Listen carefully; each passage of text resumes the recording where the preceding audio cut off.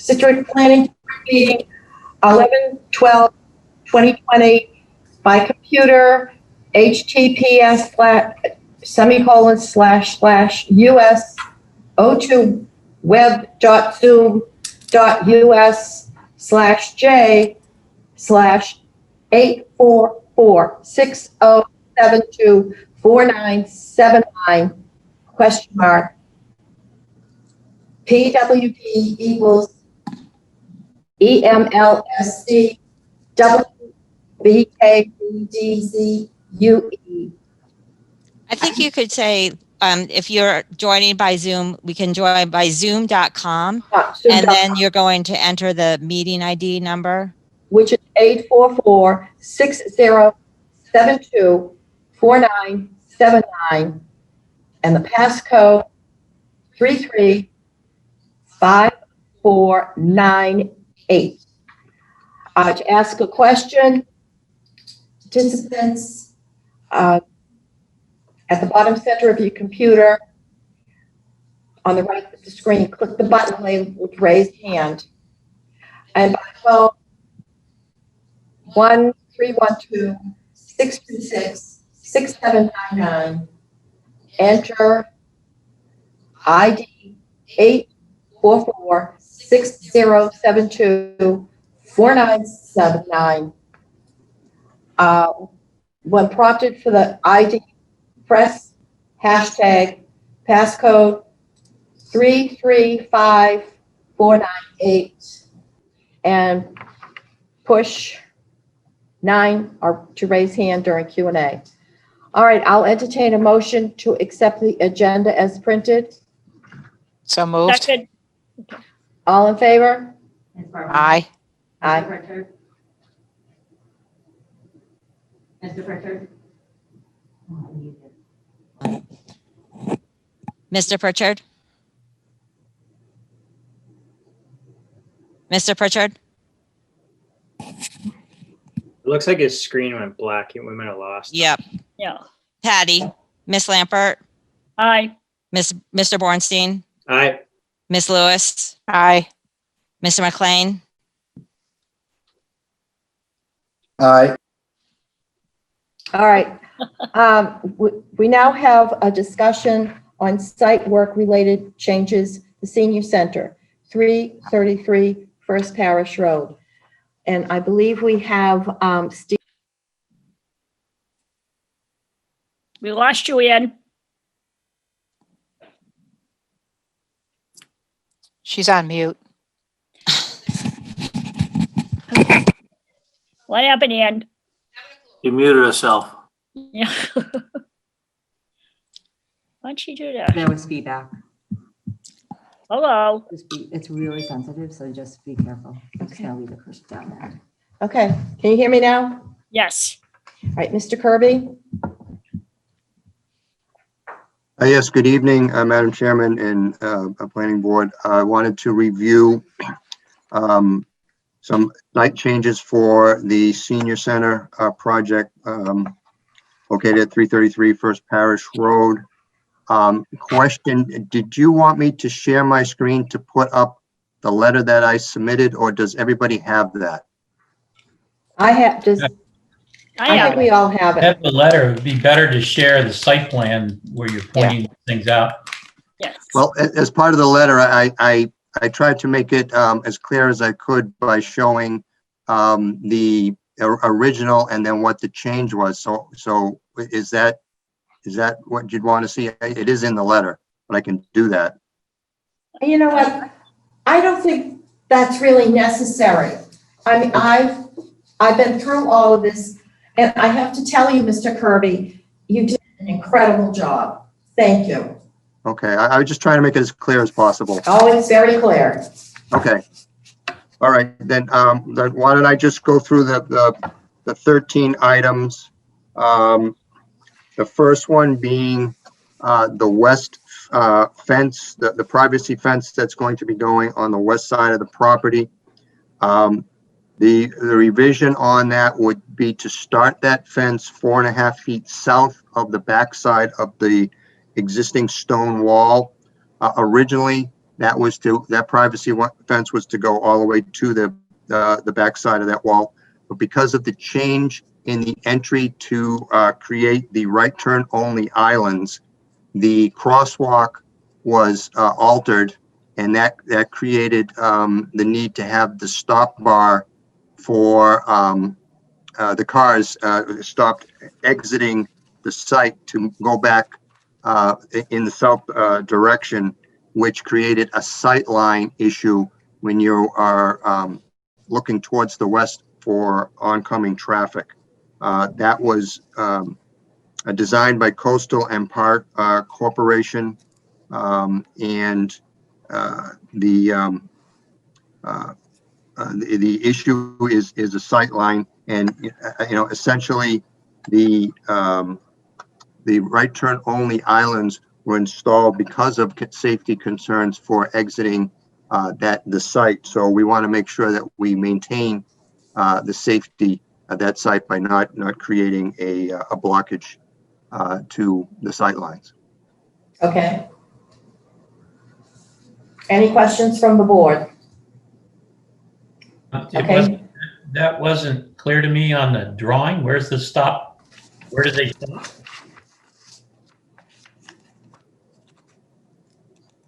The stop, actually, on the drawing, I showed the actual where the fence was starting and where the fence was needed to be revised to. The stop bar you can actually see on the second item, which is the change to the island curb.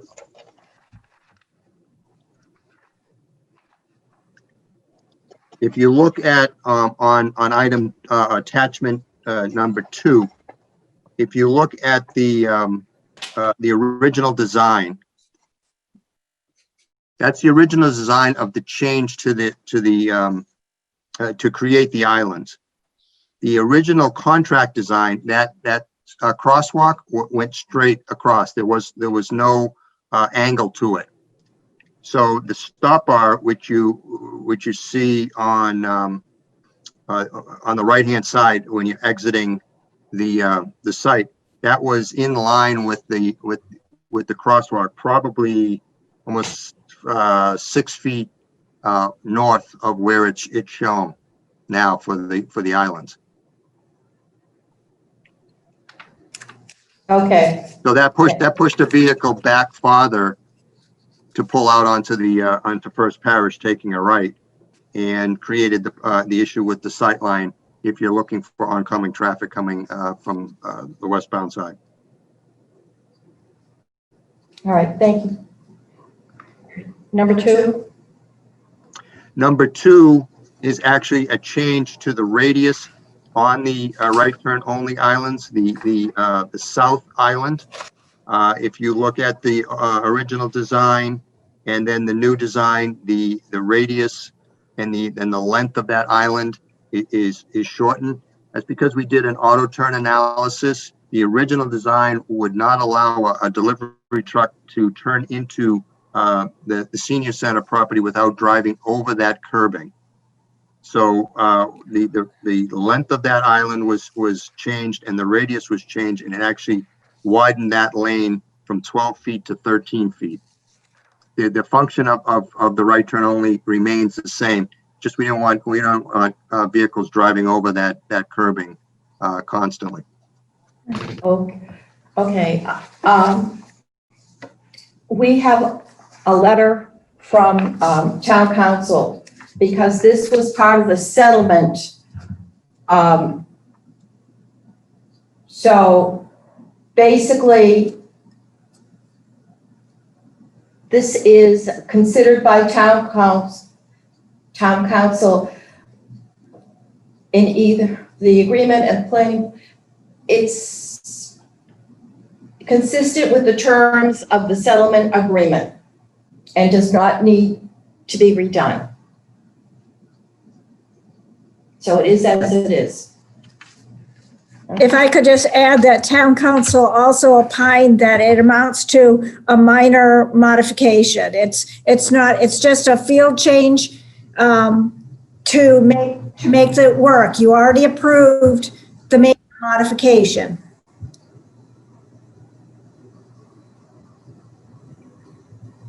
Anyone else? Okay. Number 3? Number 3 is pretty straightforward. Originally, we had a number of trees that we were saving on the site.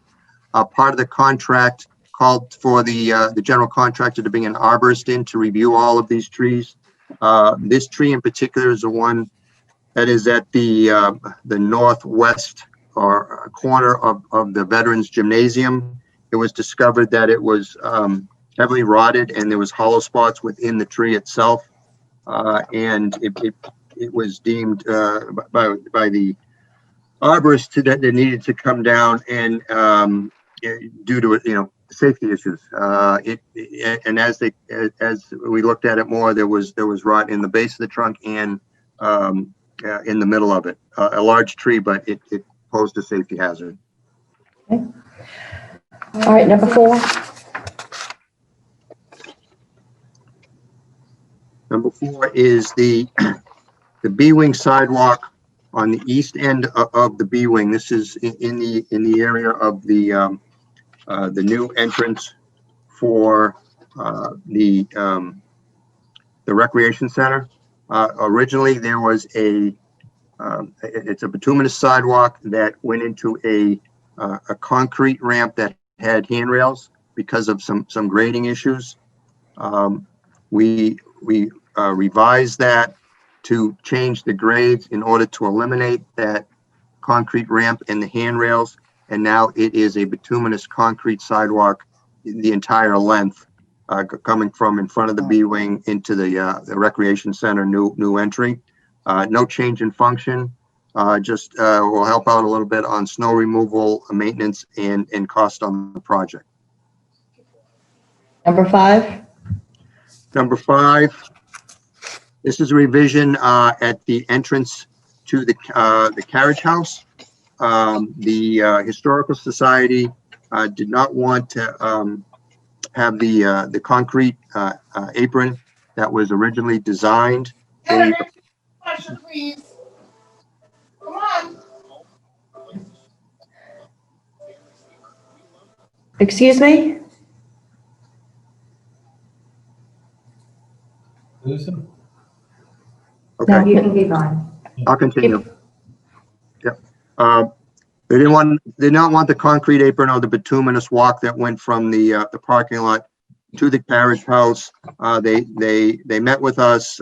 We reviewed what they wanted. Essentially, they wanted a stone dust apron in a half circle configuration, going from corner to corner, and with no edging.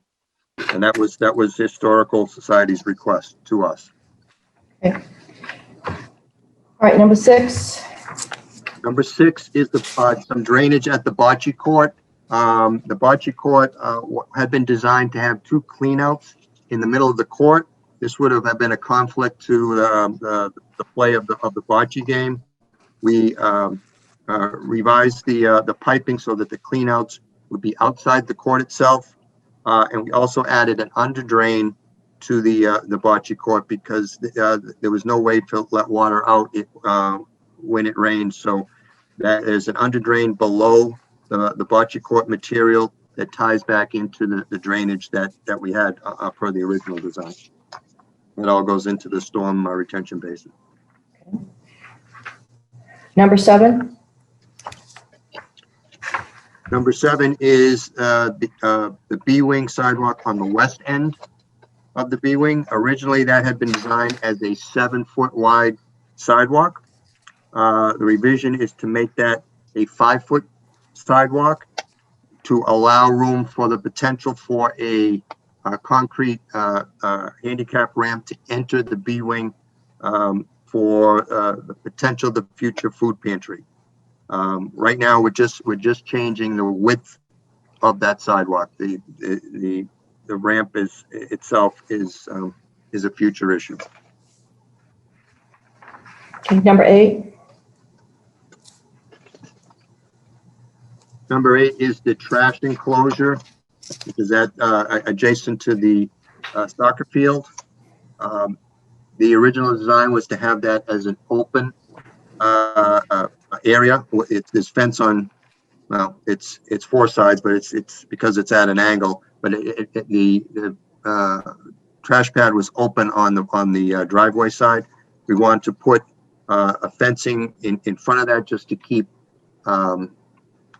unauthorized trash being thrown into the barrels that will be there. They're not going to use a dumpster. It's going to be the roller barrels. Okay, number 9.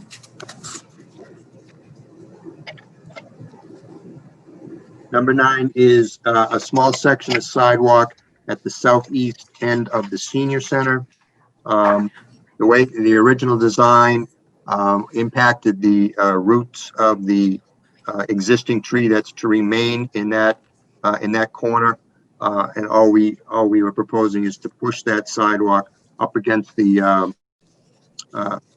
wall of the senior center and redistribute the plantings in other areas within the site itself.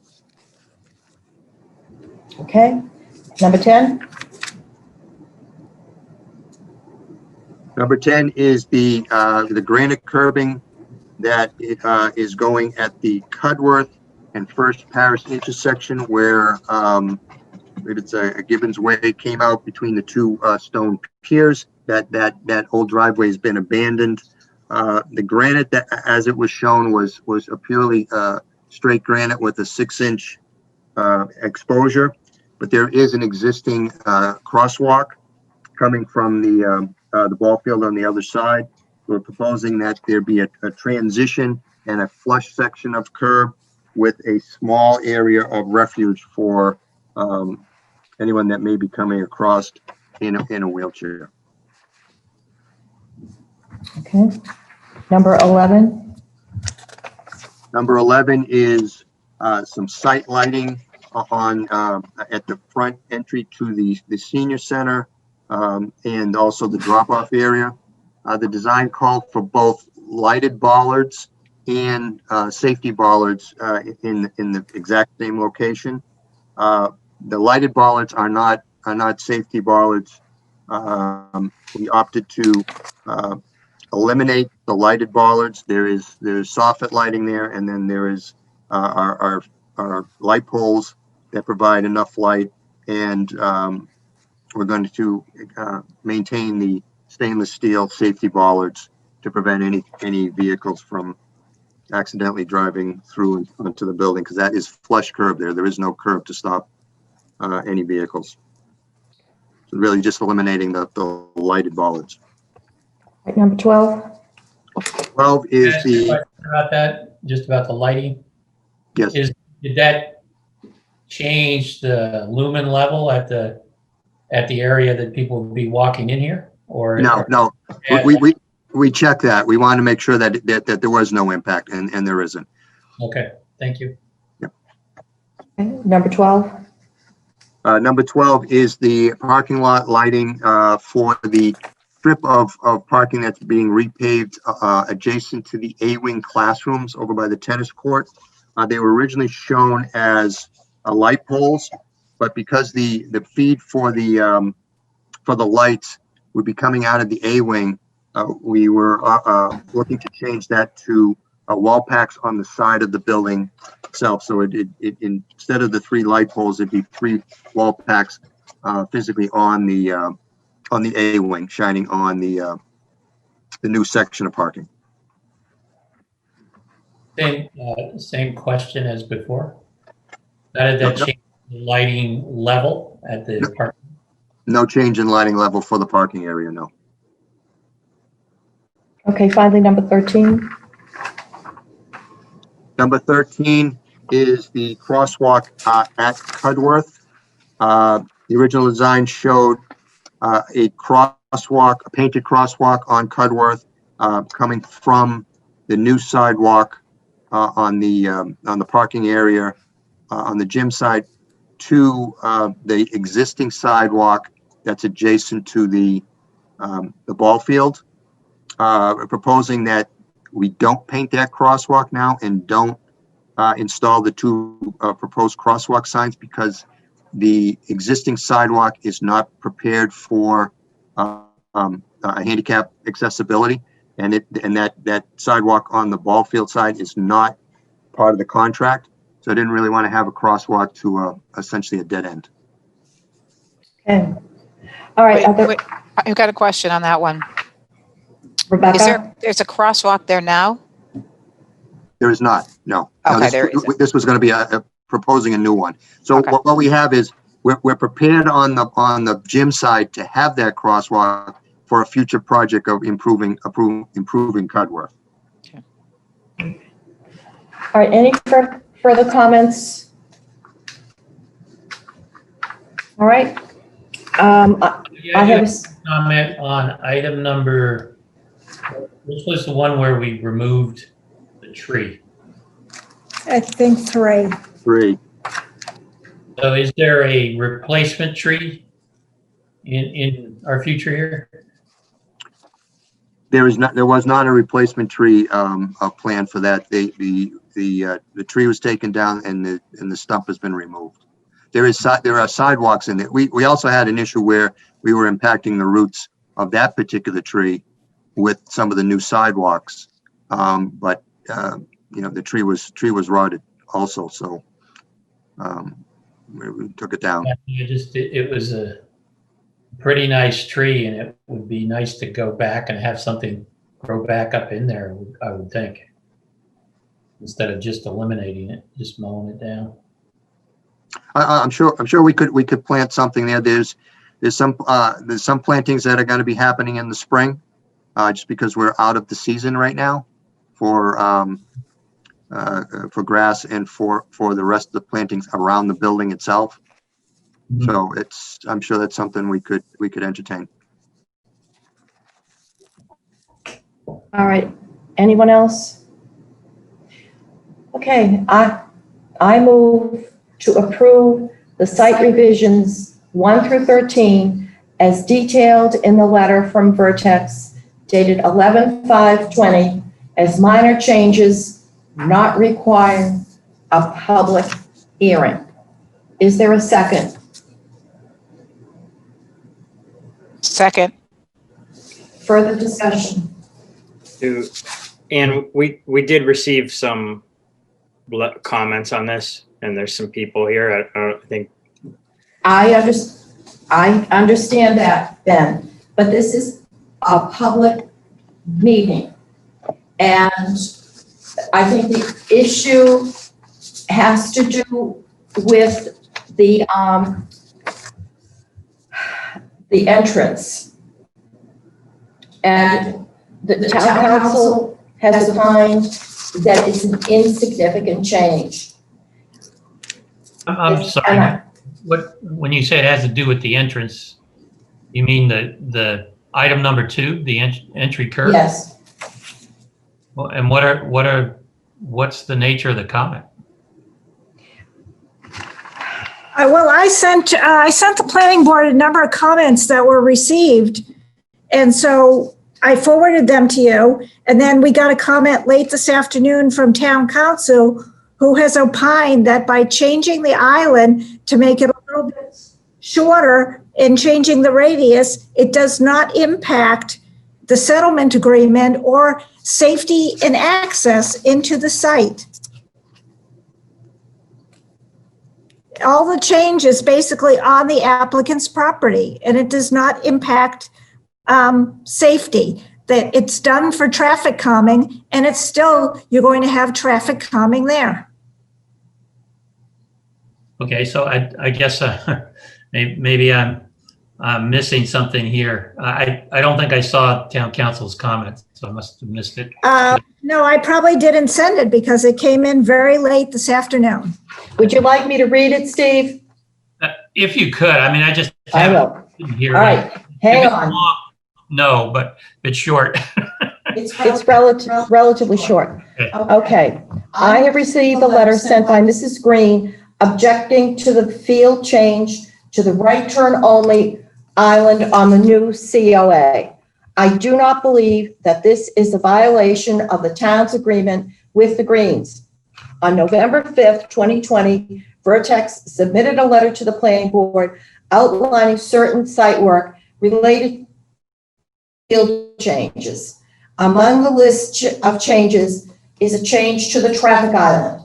According to attachment 2 of the Vertex letter, the new design is constructed using mountable sloped granite edging with a minimum vertical reveal of 3 inches and physically restricts turns from the site driveway onto First Parish Road westbound from the drive.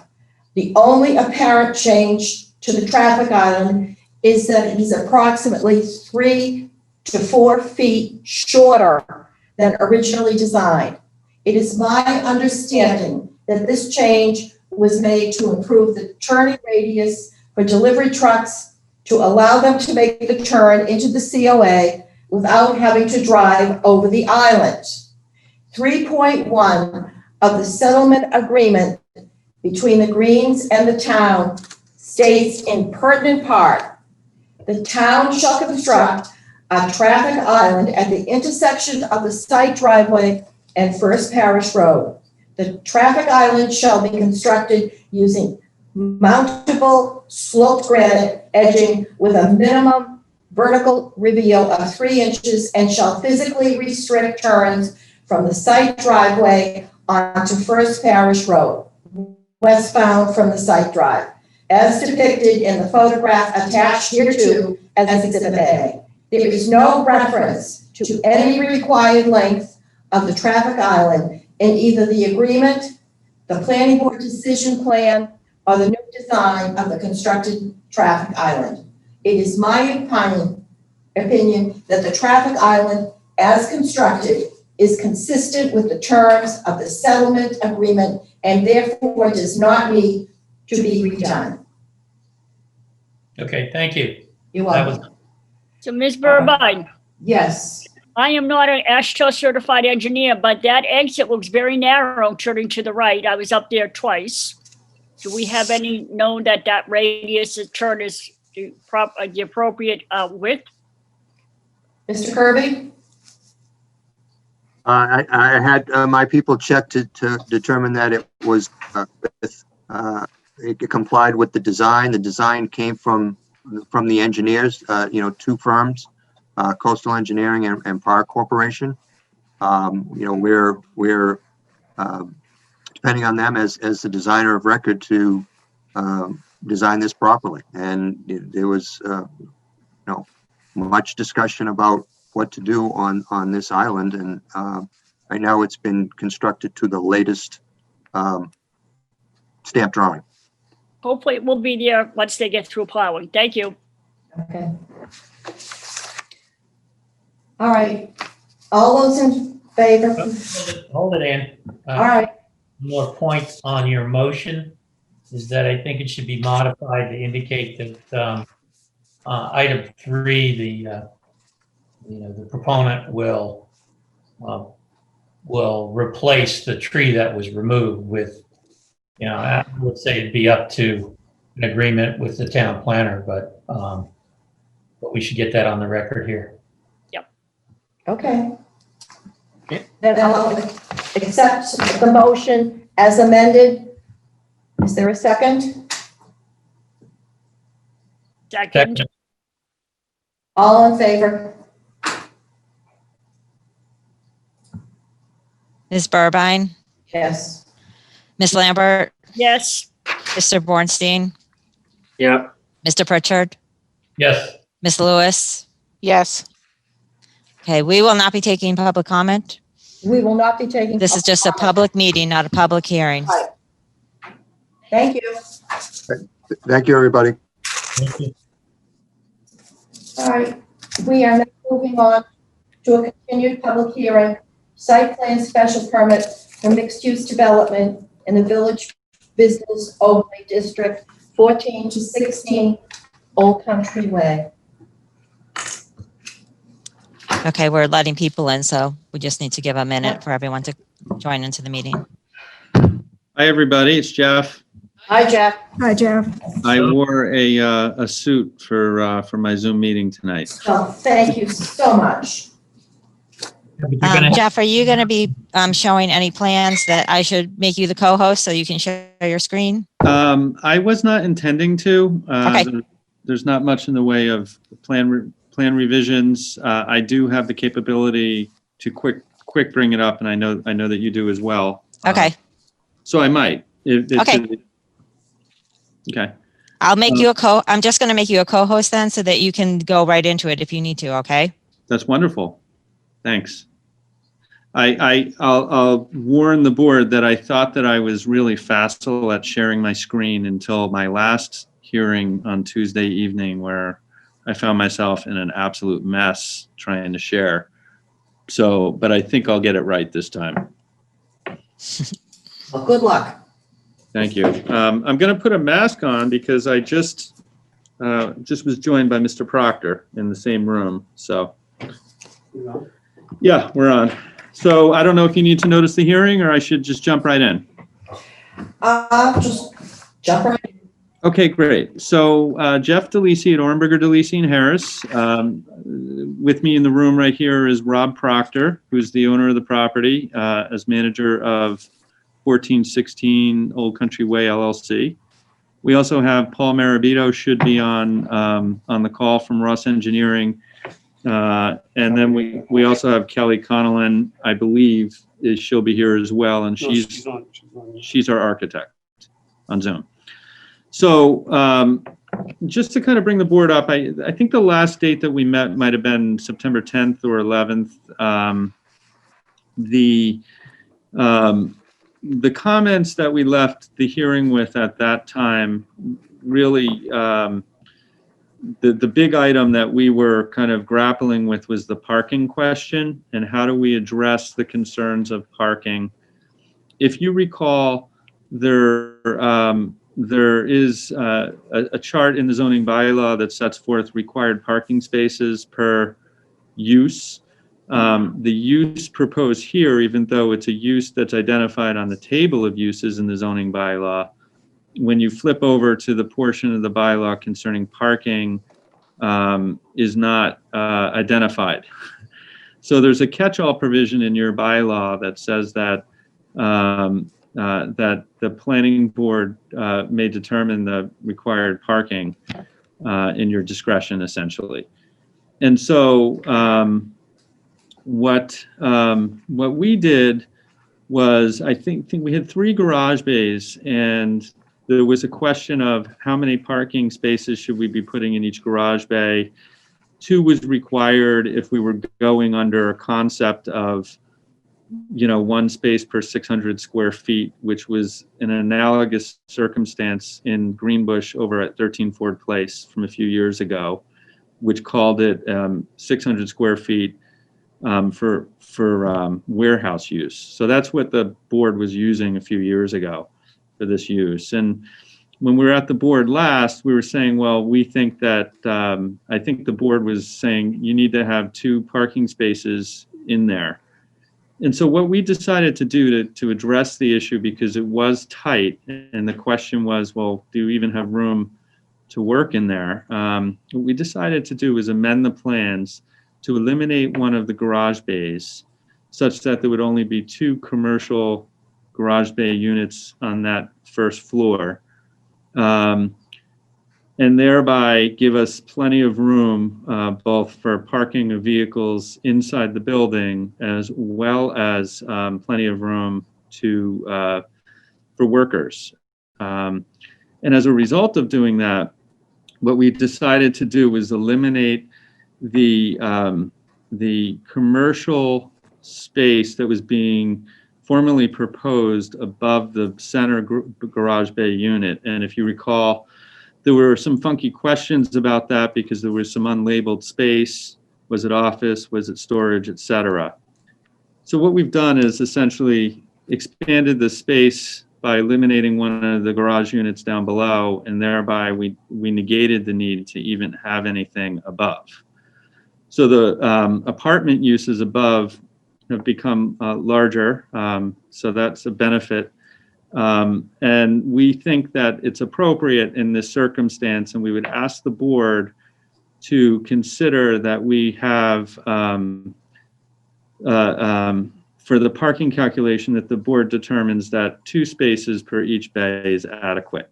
Even though if you were to do the math and base it upon 1 space per 600 square feet, it would require 3. We filed a plan that shows that we have the capability of fitting 3 and still have more than 1,000 square feet.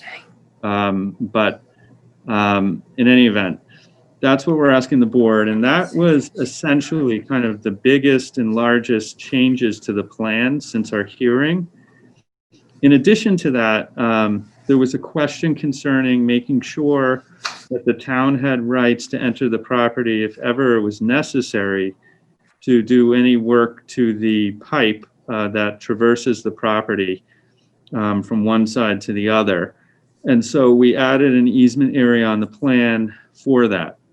I also drafted a condominium master deed and contained that information as well.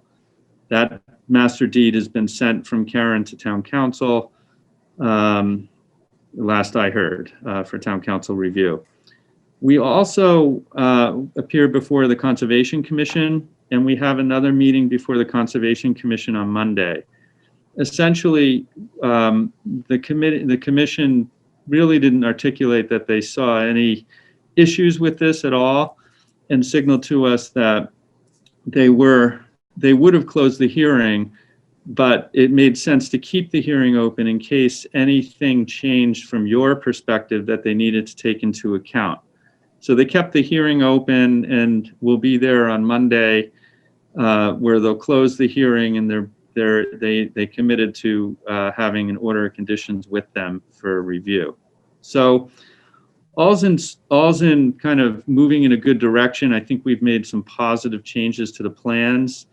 Karen has circulated to us a draft of a motion, etc., which I just want to take a minute and tell the board that, you know, from the standpoint of a lawyer, your town planner is doing a really comprehensive job in preparing these documents and making sure that they not only contain all of the information that is discussed in these hearings, but also adequately goes through the bylaw to make sure that all the necessary findings are correctly made. And so she and I have gone back and forth, and really, I think that there are 70 some odd conditions. And, you know, really maybe there's need to discuss 1 or 2 of them. So with that, if you want to hear from Paul and you want Paul to walk you through his plan, or if you want Kelly to walk her through her plan, that's fine. But that's how I just wanted to introduce everything to the board this evening. Okay, thank you. Karen? So as Jeff said, they did make some changes to the plan so that there's just 2 shops now and 2 apartments, no space above for the, that was there before for the storage. I think it's a better plan, and the board is going to have to decide which way you want to lean on the parking. Do you want to go with what you did on 13 Ford Place by saying 1 space per 600 square feet, or do you want to let them have 1 space per 842.5 square feet? All right, I'll live. It's okay. I think that when we start going through the draft motion, I think one of the things that Jeff and I did not cover today is mitigation. So that's still an outstanding item that the board should discuss if they want mitigation under this project. Otherwise, I think we came to agreement, and I circulated you the revised decision late this afternoon, probably around 4. Yep. So I hope most of you have the correct decision called up. Mhm. Otherwise, I don't have any comments except if we want to go through the things. and have comments at that time. Okay. But I don't know what the board thinks. Do you all want me to go through this umpteen page? 25 pages. Oh my God. And then we will hit each one if you have a concern. And we'll have the discussion concerning whatever.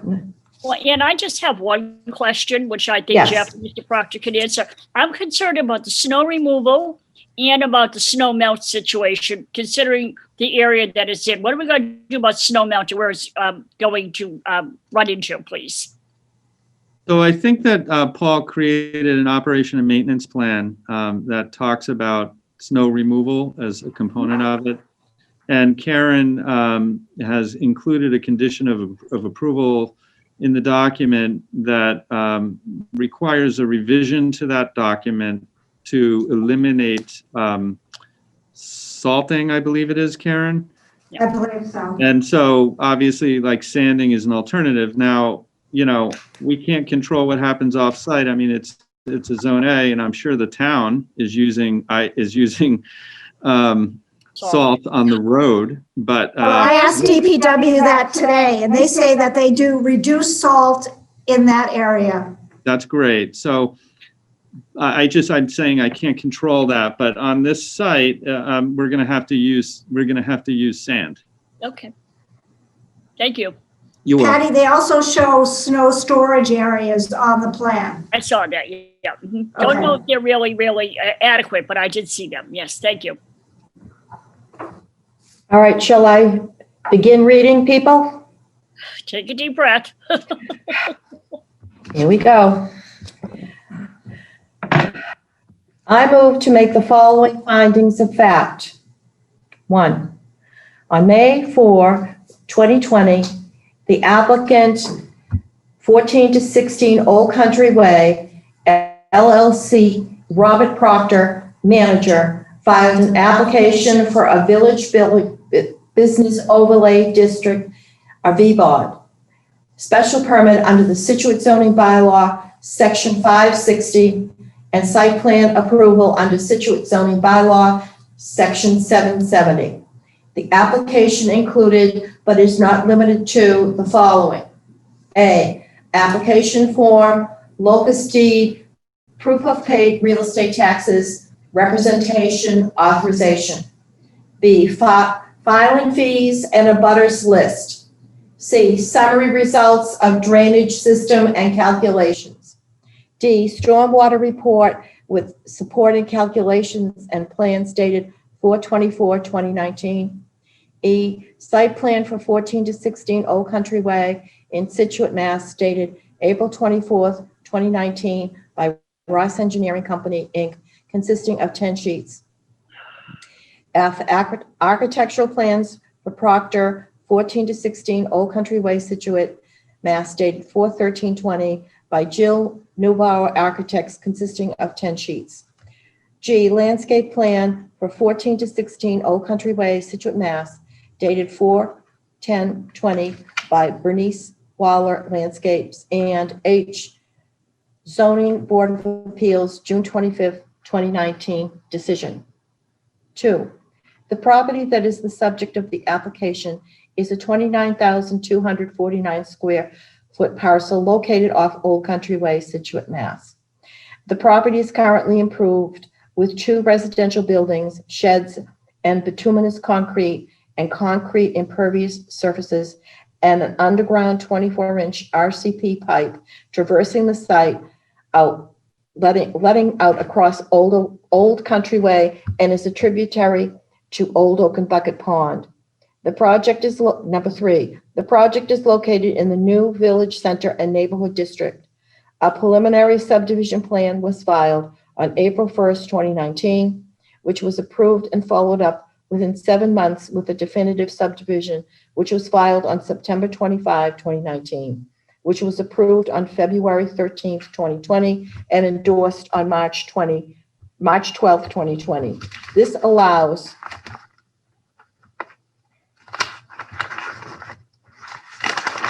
Before you move on, just so we don't lose sight of it, I don't want to go back, but you, Right, on 1E, you referenced architectural site plans, or E was the site plan dated April 24th. I think that should reference the latest revision, right? Because it's actually November 9th. That's I've included the latest revisions in the condition drawings. okay. I mean, do you want me to go back and put the latest revised through on all these initial drawings? Okay, if you've got it somewhere else, fine. I just don't want to get it confused because there's like 6 different revisions that all have the same. Right, and I put, it's all in the conditions. Okay. And just if I might break in briefly before Ann, you start reading again. Our architect is limited in time this evening, so if you don't have any questions for her, I think I'm going to let her go to her next commitment, if that's okay. I think that's fine. Okay, thank you. You're welcome. Thank you all. Good night. Okay. Let's see. This allows for an 8-year zoning freeze for the zoning bylaws which were in effect at the time of the first filing, which is the 2018 zoning bylaw voted at annual town meeting on 4/10/2018, approved by the Attorney General on June 4, 2018, and printed on June 21, 2018. The resultant zoning in effect is the business district, village business and overlay district, section 560, and the water resource protection district, zone A zoning. 4, the Scituate Zoning Board of Appeals, ZBA, filed its decision for a finding on 6/25/2019 under Scituate zoning bylaw sections 820, 950.2D, 520, and GL Chapter 40A, Section 6, so that the applicant is allowed to alter and reconstruct the pre-existing non-conforming structures resulting in the impermeable material of the property shall be no more than 40% post-development. The ZBA's relief also includes the extension, alteration, reconstruction, and continuances of the non-conforming uses within the zoning bylaw, section 520, 100 feet non-disturbance buffer zone as proposed, and the reduction in the maximum impervious surface from 44% to 42.5%. 5, the project proposed by the applicant consists of 6 residential condominium apartments in 2 buildings. The west building will have 4 residential units in a 2-story building. The east barn building will have 2 residential units located on the 2nd floor of the building. The residential units each have 2 bedrooms for a total of 12 bedrooms. The west building provides 8 parking spaces for the units with 4 outside and 4 garage spaces, providing a total of 2 spaces per unit. The west building has a maximum building height of 31 feet 8 inches to top of ridge, which is less than the maximum height of 40 feet as set forth in the Citroen zoning bylaw. 6, the east barn building will contain 2 commercial rental units. The commercial rental units will be 1,685 square feet each and provide shops for tradesmen such as carpenters, electricians, or plumbers. The east building has a maximum building of 35 feet 9.5 to the top of the ridge, which is less than the maximum of 40 feet as set forth in the Scituate zoning bylaw. Parking for the residential portion of the east building is provided with 4 outside spaces. Parking for the commercial building is provided within the interior of the building with as little as 4 and as many as 6 inside spaces. Okay. That's something I think we need to come back to.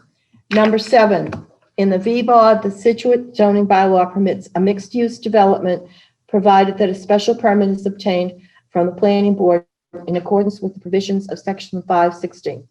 A mixed-use development includes a group of structures containing retail, office and/or residential uses, and including one or more mixed-use buildings, and may include buildings containing only multiple dwellings as long as there is an existing or proposed mixed-use building on the same lot. The applicant's project qualifies as a mixed-use development as the East Barn building is a mixed-use building. 8, Section 560.4A of the Scituate zoning bylaw sets forth certain specific conditions applicable to mixed-use developments. The applicant has demonstrated on its plans and in its presentation that the lot or yard areas required for any new building or use do not include any part of a lot that is required by any other building or used to comply with any requirements of this bylaw. 9, the applicant met with the Design Review Committee, DRC, and Planning Department staff to review whether the proposed project meets the design review standards of Section 560.8 and 560.4B. Under Scituate zoning bylaw, Section 550, the 3-member Design Review Committee is charged with making recommendations to the Planning Board on building and site design.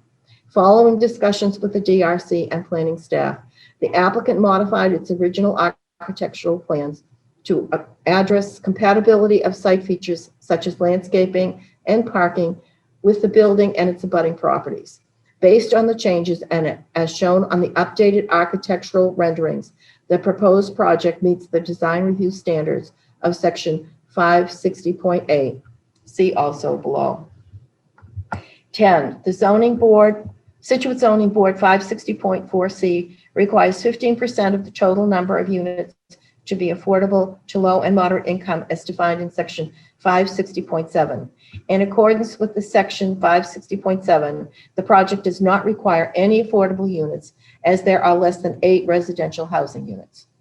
11, Scituate zoning bylaw Section 560.4.d requires applicants proposing mixed-use development to concentrate retail uses in the center of each village so they can better be supported by pedestrian activity.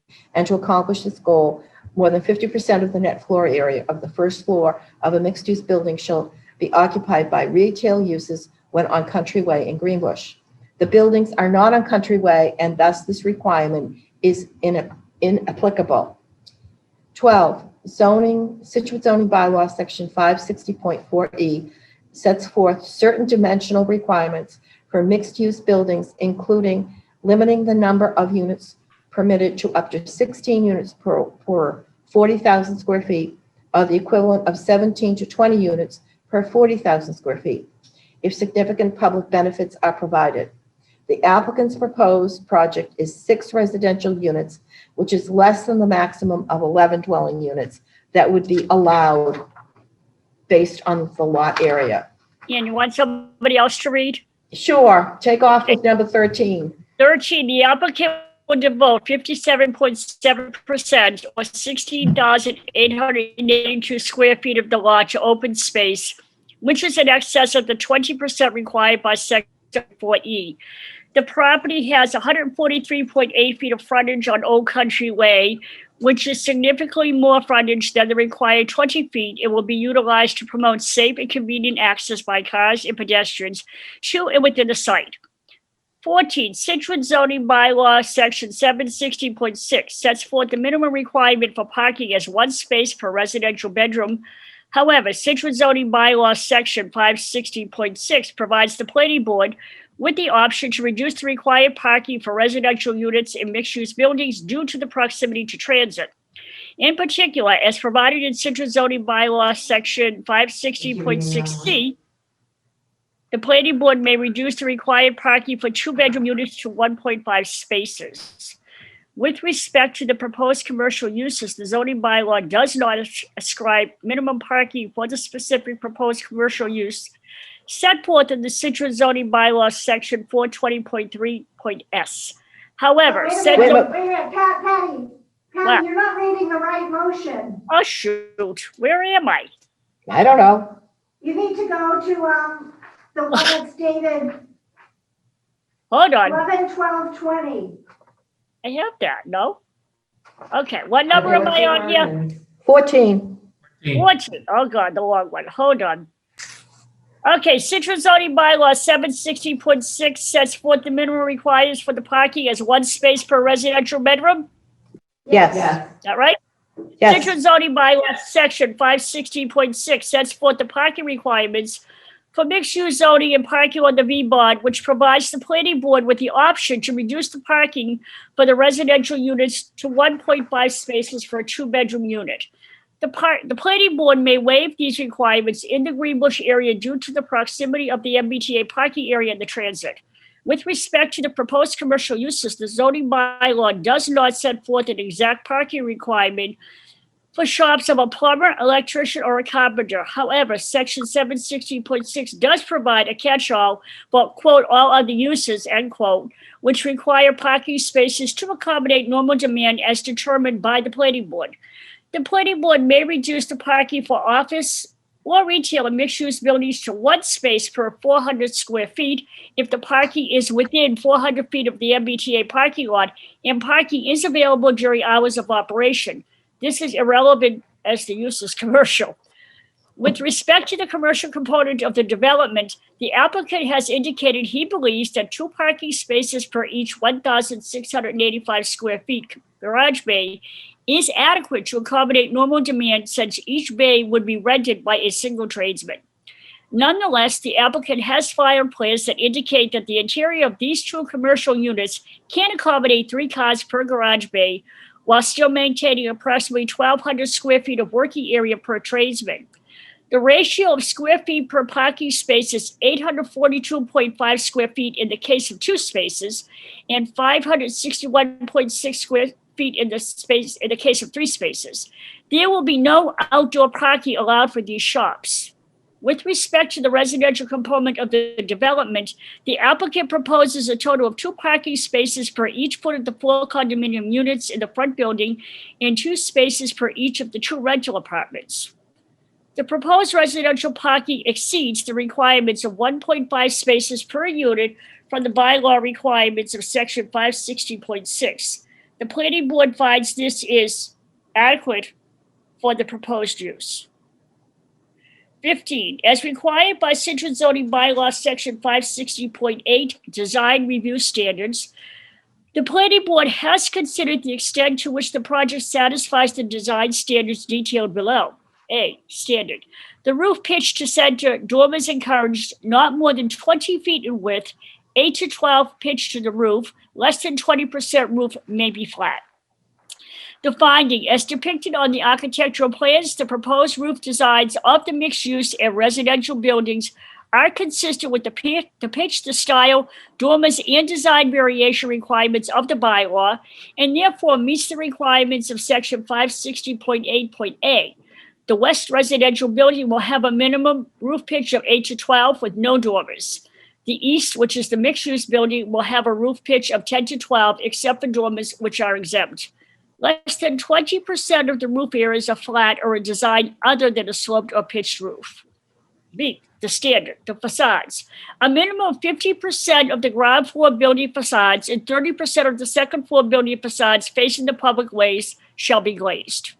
And the finding is the applicant has proposed architectural features for the proposed buildings facing the public ways that have been recommended by the DRC and the planning staff that include a mixture of glazed surfaces and finished surfaces of wood and garage doors. The glazing of the barn facing the public way is 18% and the residential unit is 19%. The planning board finds that the use of this design scheme recommended by the DRC and the planning staff is superior to the glazing scheme contemplated by the bylaw and does grant a waiver to allow the approval design as a scheme as shown in the final architectural renderings.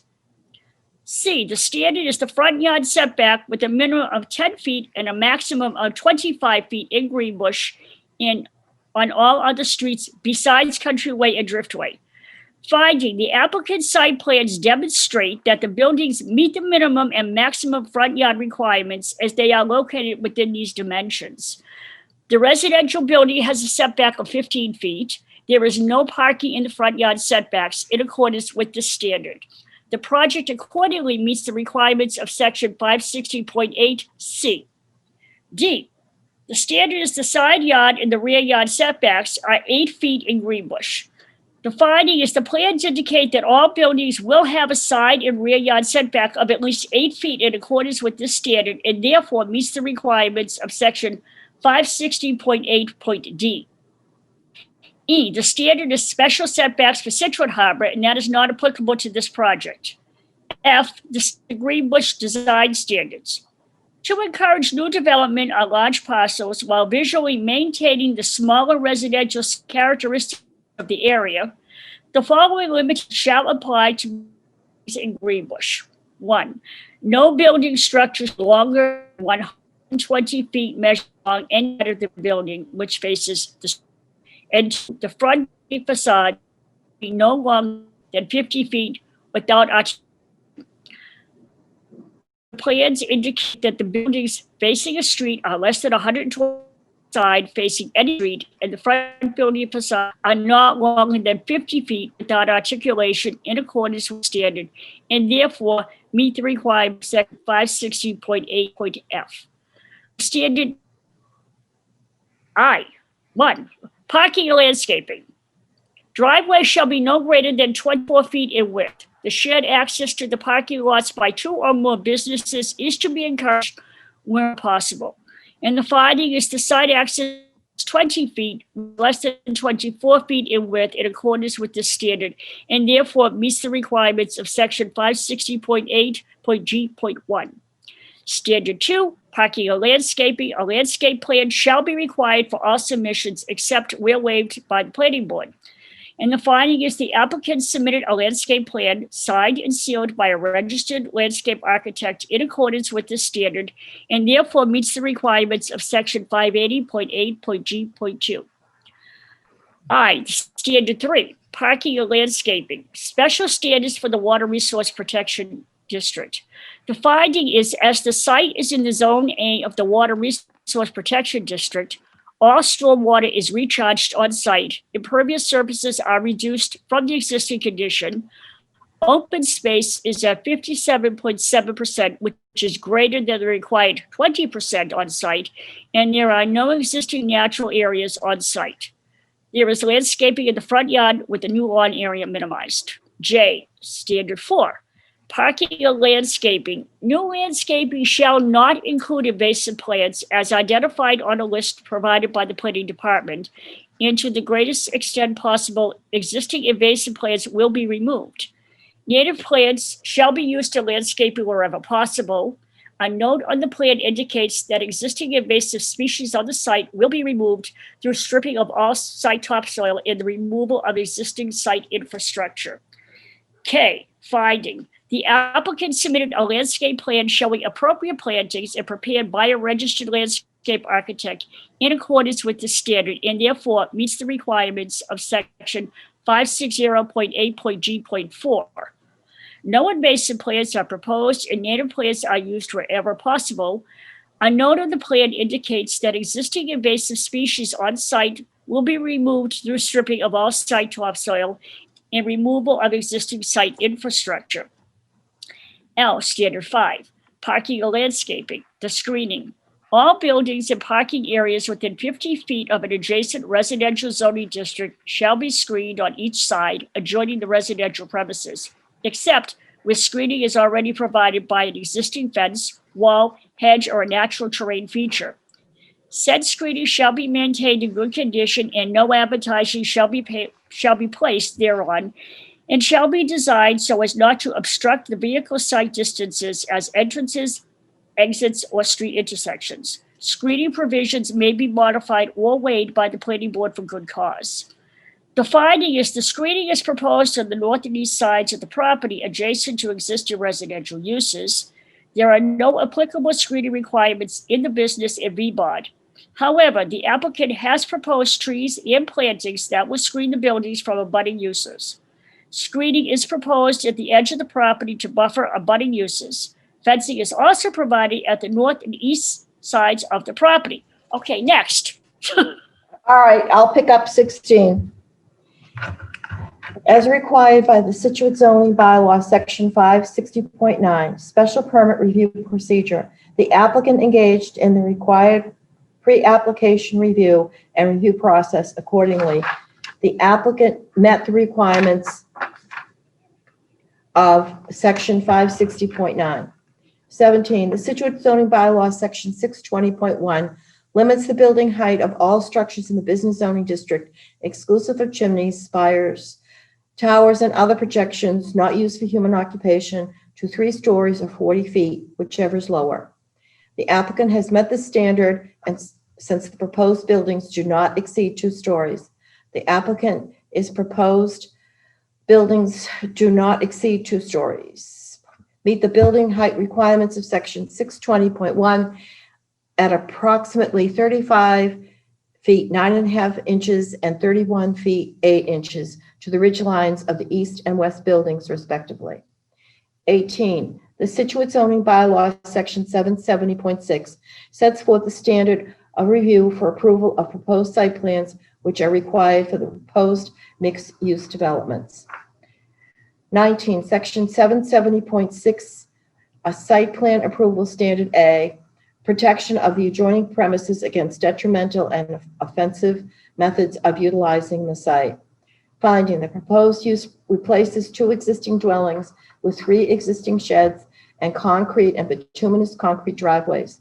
As depicted in the plans, the site work, drainage infrastructure, sewer connections, site plans, and landscape plans of the proposed project represent a significant improvement of the site. The use as developed will not adversely affect the neighborhood and will improve it, will not be an undue nuisance or result in any hazard to vehicles or pedestrians as a result of the proposed use or structures, and is designed with adequate and appropriate facilities to assure the proper operation of the proposed project and minimize any impacts to the neighborhood and abutting properties. The abutting uses to the north, east, and south are existing residential uses. The abutting use to the west is the business office. According to the proposed project, meets the requirements of section 770.6A. 20, section 770.6B, site plan approval, standard B, traffic, safety, and ease of access at street and highway entrances and exits of driveways, taking account of traffic volume, grades, site distances, and distances between such driveway entrances, exits, and the nearest existing street or highway intersections, and times of peak traffic flow. Finding the project is proposed will have 1 driveway to the street, which is a reduction from the 3 that are existing now. The traffic will be primarily residential with proposed traffic patterns similar to that which exists. Peak traffic flow is not likely to be an issue due to the projected varying tenant age groups. The board determines that the proposed project, as conditions, provides for traffic safety and ease of access at the street and access driveways, and will not create any undue congestion in the streets and ways abutting the proposed project or in the intersections within relevant proximity to the proposed project. 21, section 770.6B, site plan approval, standard C. Safety and adequacy of driveway layout, pedestrian safety, off-street parking, and loading sites, minimizing glare from the headlights and light intrusion, sufficiency of access for service vehicles such as electricity, gas, fuel, telephone, laundry, rubbish removal, water, sewer, fire, police, ambulance, or other routine or emergency vehicles. Finding.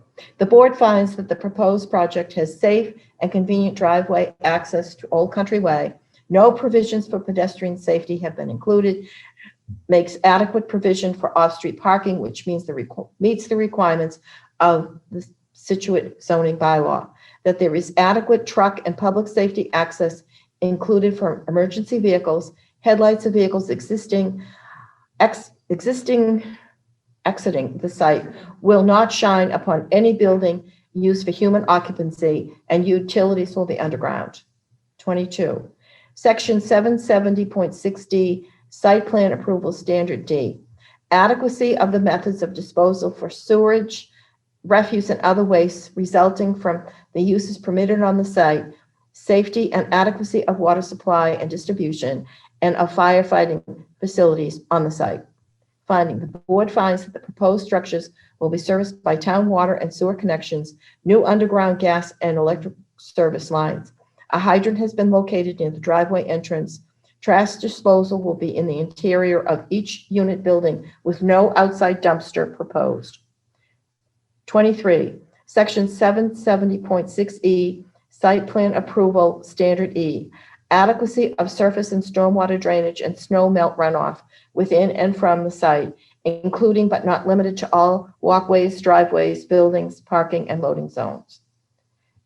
Loading areas. Finding, the board finds that the proposed site shows adequate snow storage areas and as conditioned will not present any significant concerns arising or relating to snow storage. The applicant engaged Ross Engineering Company, Inc. to prepare a stormwater report with calculations to determine that the proposed project will meet state and local standards for the collection, treatment, and disposal of stormwater. The board engaged Horsley Witten Group to evaluate the adequacy and accuracy of Ross Engineering's report and data, as well as the efficacy and adequacy of the design. Horsley Witten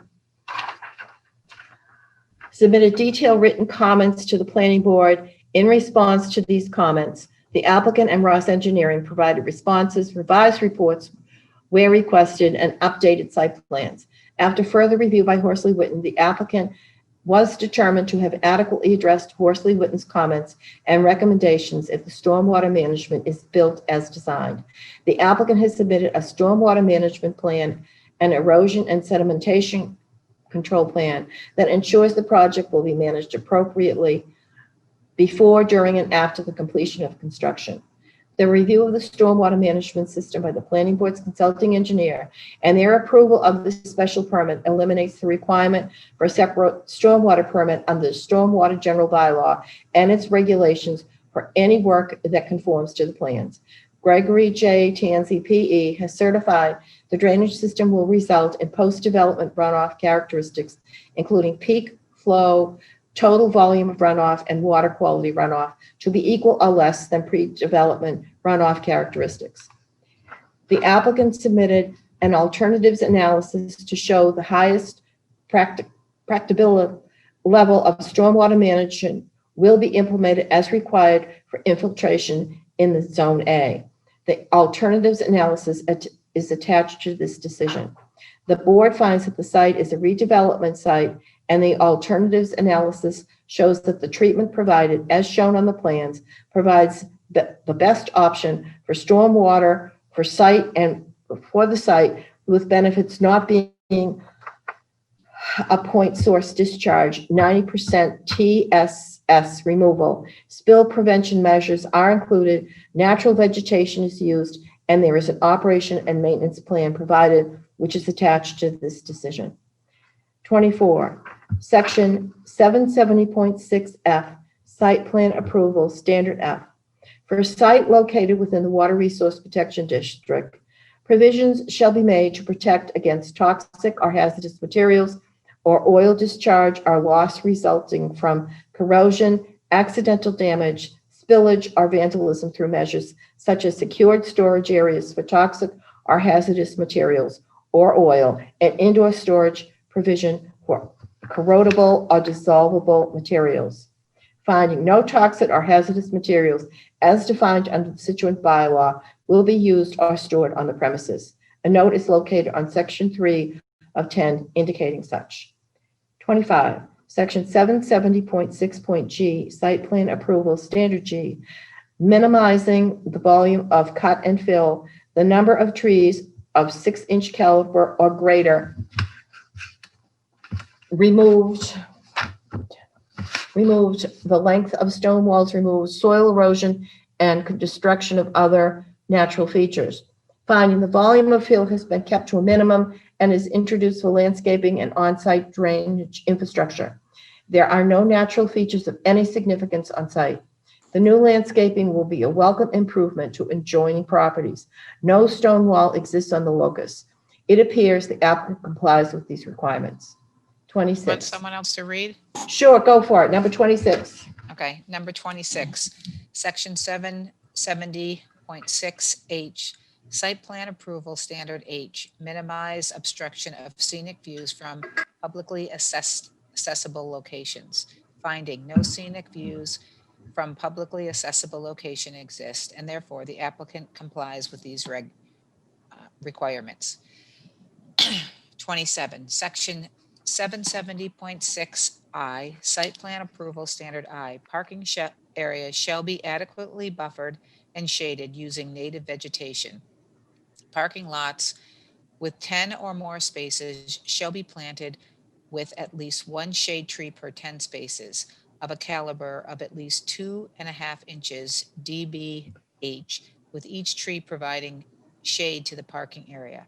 Parking areas and visibility or visually degrading elements such as dumpsters and loading docks shall be designed to minimize visual intrusions from public ways and residentially owned or zoned areas. In addition, suitable screening of such areas by wooden fences and dense native evergreen hedges of 5 feet or more at a time of planting shall be utilized. The use of a chain link fence shall be avoided except in industrial areas. Outdoor lighting, including lighting on the exterior of the building or lighting in the parking area, shall be arranged to minimize glare and light spillover to neighboring properties. No outdoor lights shall be located more than 20 feet above the ground. Finding, the board finds that the parking areas for the proposed project will include garage parking spaces and exterior parking spaces. The parking area is buffered from abutting properties by fencing or vegetation and shaded where possible by proposed trees, which will be at least 2.5 dBH, thereby meeting the requirements of the bylaw. Proposed lighting will be for security and safety purposes and will be downlighting to not shed light on adjoining properties. 28, section 770.6J, site plan approval, standard J. Safe, functioning, and convenient pedestrian, bicycle, and where practical, transit access and continuity of the pedestrian and bicycle network within the property and to nearby pedestrian and bicycle facilities and trip generators. Finding, the board finds that the applicant does not show any pedestrian or bicycle facilities other than a bike rack being present on site.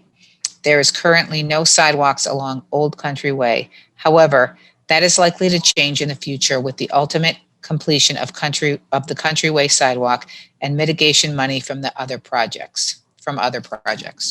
Based on these findings, the planning board finds the Village Business Overlay District special permit meets the requirement under the Village Business Overlay District Section 560, as the project will be in harmony with the general purpose of this bylaw and requirements of MGL Chapter 40A. Decision. Based on the finding of fact. Hold on. Sorry. Karen? Don't you usually just make a second it and then discuss Right. it? All right, that was a motion. I'll entertain a second on the findings of fact. Second. Okay, further discussion. All those in favor, Wait, please say Well, wait aye. a minute. You had called out, Ann, something back in Number 6. number 6. It's, as far as I can see, I went back to, it's been resolved. Okay. Okay, I'm all set. I have a couple things Ben? that I'd like to bring up. Okay. In fact number 15, standard 4. Hold on. Sorry, it's taking me a minute to go back to it too. Items J and K. Yeah. This is more philosophical in nature, but I just don't feel comfortable endorsing these points that say a note on the plan indicates that existing invasive species on site will be removed through stripping of all site topsoil and removal of existing site infrastructure. I don't think that removal of all site topsoil is any sort of fact that I ever want to endorse in a planning board decision. I think that's like calling the fire department with a fire hose to put out a campfire. And I think doesn't meet kind of the low impact development standards that we're trying to promulgate and promote in the town.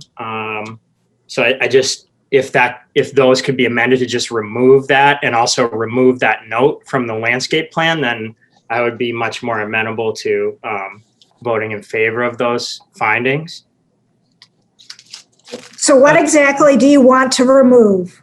I want to remove a note on the plan indicates that existing species on site will be removed through stripping of all site topsoil. If they want a note on the plan that all existing invasive species will be removed, that's fine, but I don't want it to say that they're going to strip all site topsoil. Yeah, so I think you should put a period after removed and remove and eliminate the rest of it, right? But we do want to say that existing invasive species on site will be removed, right? Yeah, certainly. So I would be in agreement with that. And in a way that also ties into finding number 25. Again, it's more in terms of philosophy, but just to support that is that, section 70.6G, standard G, it talks about minimizing cut and fill. Again, we shouldn't be endorsing something that's saying they're going to remove all topsoil if in essence we want to minimize cutting of a site. So that's all. I think if anyone has any other opinions, then. So you don't want to change anything in G? It doesn't say anything about moving topsoil. In 25? No, you were just 25. Yeah, no, we don't have to change anything there. I'm just Okay. talking, it's just more support for my point. Okay. Sorry, on that though, it's kind of like two-sided, is that they also will need to change that note on their landscape plan, in their plan set. Yep. Okay. All right. So do I have a second as amended? Well, before we do that, Dan, I had one item on 21. Okay. It just seems weird to me that we say no provision for pedestrian safety has been included.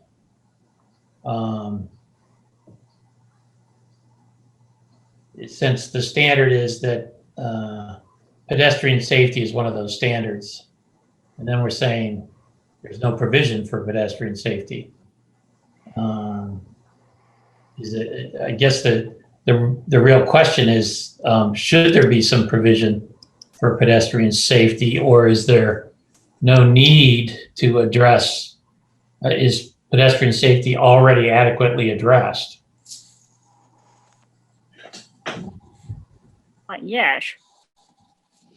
But I think saying no provision for pedestrian safety have been included is, if that's genuinely true, I don't really like endorsing that.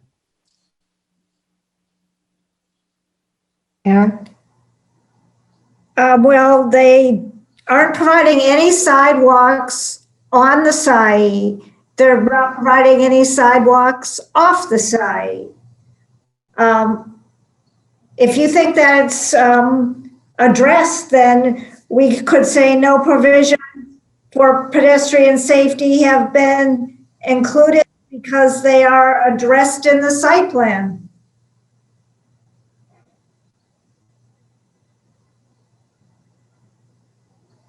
And is that the case? Are they? Why don't you ask Mr. DeLisi? I am. Jeff? Oh, I'm going to probably punt that over to Paul so he can explain the site, but I think it makes sense for the board to remember that the decision also contains language that was just read that indicates that the contemplates the future completion of the sidewalk project. Number 28. Yeah, I think it was 28. Thank you. Yep. And on Old Country Way, there are no sidewalks, and so putting a sidewalk on the property without any connection to anything, I don't think is really necessary. There's a decent amount of open space on the property for pedestrians because it was required. As I see the layout, it appears as if there's adequate, adequate lanes. There are private driveways essentially that are exclusive use areas to each condominium unit. So from the standpoint of pedestrian safety, I didn't see much. I also note that it would have been Karen's normal modus operandi to circulate this application to various boards and committees for comment. And this board hasn't received any comments from, say, for instance, the Traffic Rules and Regulations Committee, to my knowledge, at least. So I think that the plan is adequate. And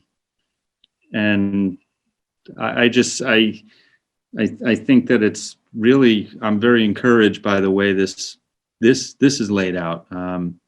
But I obviously am an advocate for the. It's fair to sort of characterize it that pedestrian safety has been considered in the site plan layout, Yeah. right? Yeah. I don't like the notion of saying no provision. It seems like we're not addressing it at all. We're just punting the ball. So if we're saying that the site plan layout provides for adequate pedestrian safety, let's say that. But let's not say no provision for pedestrian safety has been included, right? I think that your comment is more accurate. I agree with you, Steve. Okay. So, Madam Chair, Yes. since no mitigation involved with this project, can we maybe ask for some mitigation to the sidewalk? Will we get to that point in terms of Then, right? conditions? Okay, Yeah. Okay? thank you. Are you going to take public comment on the findings of fact? Public comment? Is there any public comment on the findings of fact? Call on her.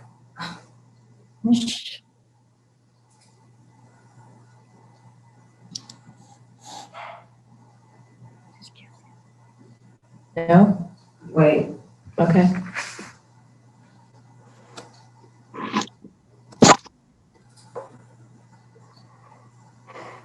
So, are we still waiting for public comment? Yes. We have someone on the line who has their hand raised.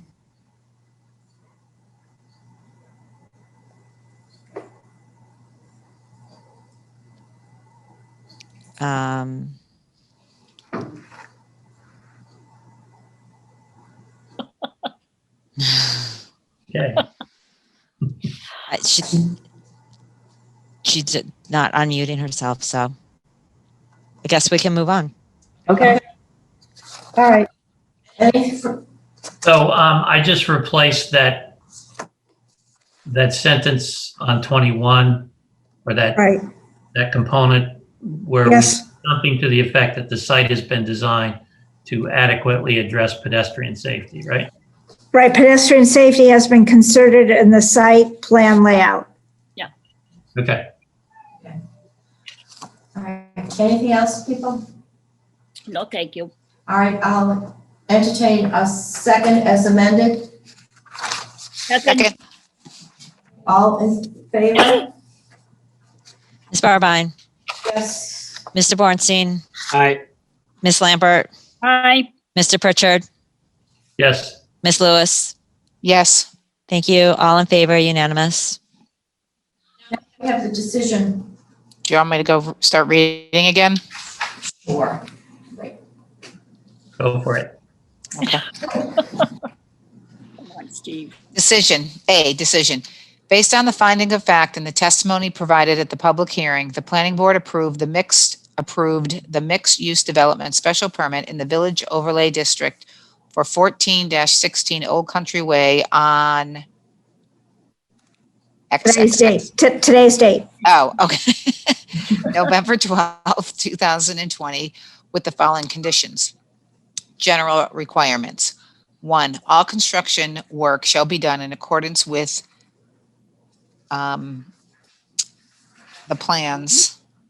1, the plan submitted by Ross Engineering, Inc., entitled Site Plan for 14-16 Old Country Way in Scituate, Massachusetts, dated April 24th, 2019, with revisions of 5/26, 2020, 6/22, 2020, 7/30, 2020, 8/27, 2020, 9/18, 2020, and 11/9/2020, and with any additional revisions needed to conform to the conditions contained herein, the mixed-use special permit. 2, architectural plans consisting of a cover sheet, exterior perspectives, barn first doors, barn first floor, barn second floor, barn elevations, housing units, first floor, housing unit second floor, housing units exterior elevations, housing unit exterior elevations, landscape plan, and alternative parking plan with current revisions dated 8/15/2020, 8/30/2020, 9/30/2020, 10/16/2020, and 11/9/2020 by Jill Neubauer Architects. 3, stormwater report by Ross Engineering Company, Inc., dated 4/24/19, with revisions as indicated below. 4, alternative analysis by Ross Engineering, dated 8/28/2020, with revisions through 10/27/2020. 5, impervious area plan by Ross Engineering, dated 8/17/2020. 6, soil specifications dated August 15th, 2020 by Bernice Waller Landscapes, and any additional revisions needed to conform to the conditions contained therein. Building elevations must be approved by the town planner prior to issuance of a building permit for conformance to submitted material. 2, where this mixed-use special permit requires approval, permitting, or license from any local, state, or federal agency, such required approval, permitting, or licensing is deemed a condition of the Town of Scituate Planning Board's, the Planning Board or the Board, approval of this mixed-use special permit, including but not limited to approval of work by the Board of Selectmen and Department of Public Works, DPW, in all public rights of way, including Old Country Way. Construction shall meet all applicable federal, state, and local laws and regulations, including but not limited to those of the Scituate DPW, Fire Department, Building Department, Board of Health, Planning Board, as well as the Massachusetts DEP and state building codes. All necessary permits and approvals must be received prior to construction. 3, construction shall meet all requirements of the Scituate zoning bylaw. All conditions of approval shall be inscribed on the mixed-use special permit plan prior to endorsement. 4, the applicant shall mean the current applicant and all its successors in interest. This special permit shall lapse within 2 years, which shall not include such time requirement to pursue or wait the determination of an appeal under General Laws, Chapter 40A, Section 17, from the grant thereof, if a substantial use thereof has not sooner commenced except for good cause, or in the case of the special permit for construction, if the construction has not been done by such date except for good cause. The planning board may extend said period for good cause shown upon receiving a written request from the applicant prior to the expiration of said period, which request shall provide a detailed description of the good cause necessitating an extension. A public hearing may be required. 5, the total number of residential dwelling units on the site shall not exceed 6. There will be no affordable housing within the 6 units. The housing mix shall be 6 two-bedroom units. The total number of bedrooms shall not exceed 12.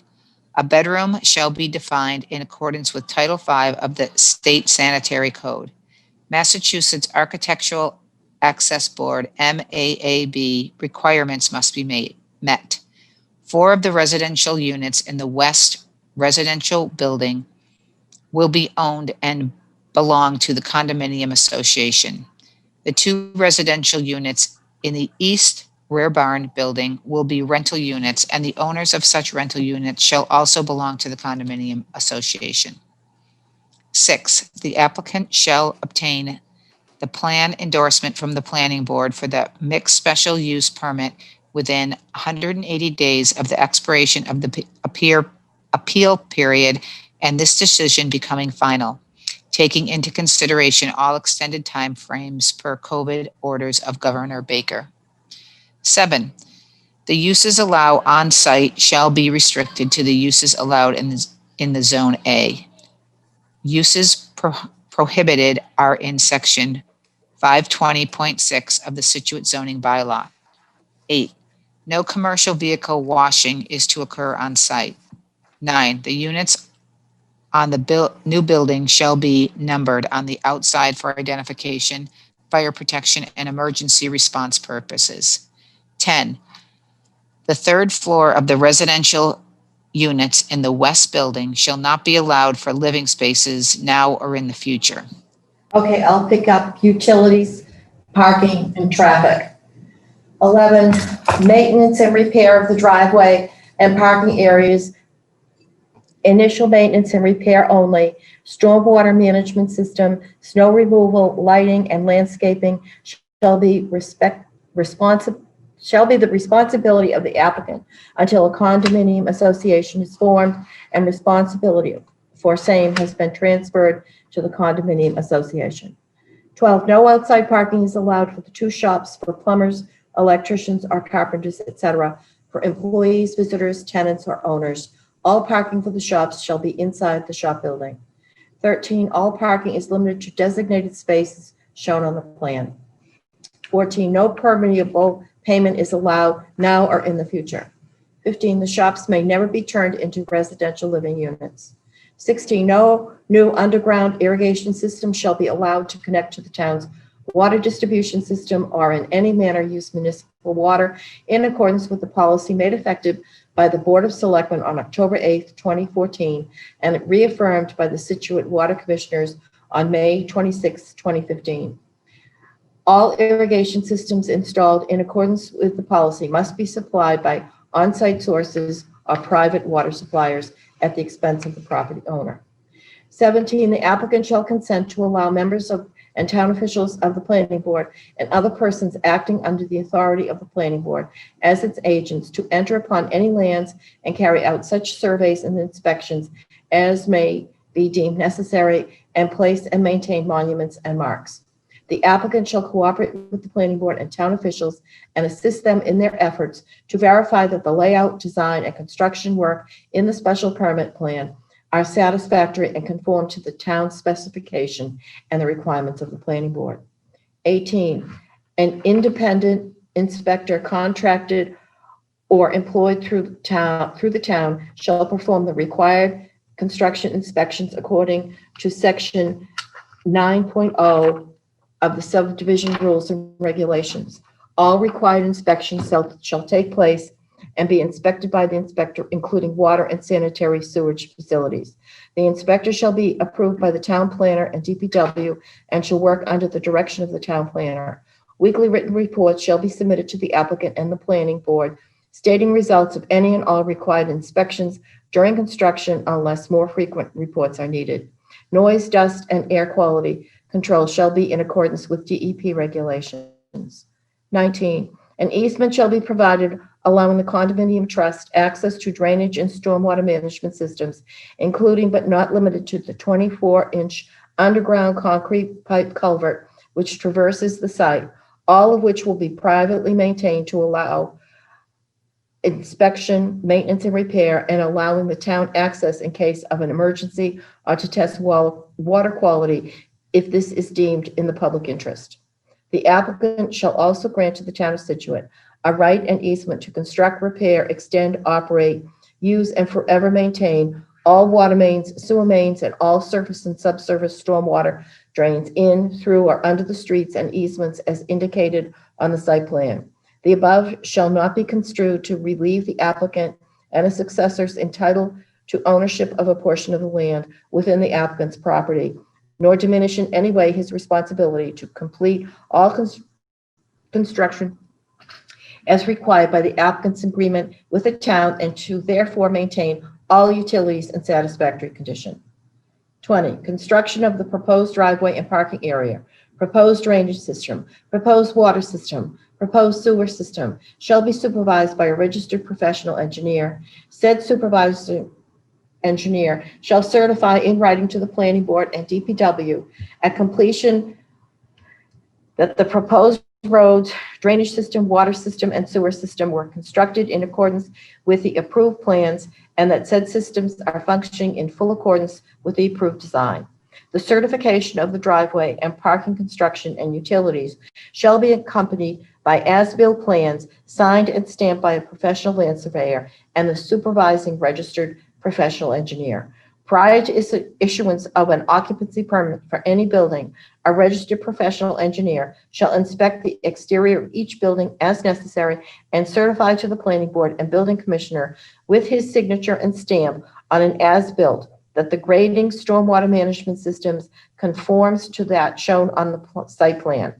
The as-built shall be reviewed by the town's consulting engineer for compliance with the design and special permit and are functioning in accordance with design requirements. Any variation in grade is immaterial and does not materially alter the performance of the stormwater system. The site development as-built including building structures, topography, driveways and parking areas, water, sewer, gas, cable, fiber optic, electrical, and storm drainage infrastructure will be submitted in AutoCAD format 2013 or higher, or ESRI interchange format registered to Massachusetts State Plane mainland coordinates. North America datum of 1983, compatible with the town system, along with stamped and signed copies of said plans. 21, all materials for utility construction shall meet DPW construction standards. 22, a street opening permit will be required for each individual utility connection. 23, the specifications for the planting, soil, and engineered soil mixture for the bioretention areas submitted by Bernice Waller Landscapes must be strictly adhered to. Prior to endorsement, these specifications shall be resubmitted and clearly demonstrate that the infiltration capacity of the engineered soil mixture meets the infiltration rate used in the stormwater calculations. A full detail with soils included must be included on the plans prior to endorsement. 24, a determination of the adequacy of the existing water service for the proposed use shall be provided by the applicant to the DPW and the town planner for their approval prior to scheduling a pre-construction conference.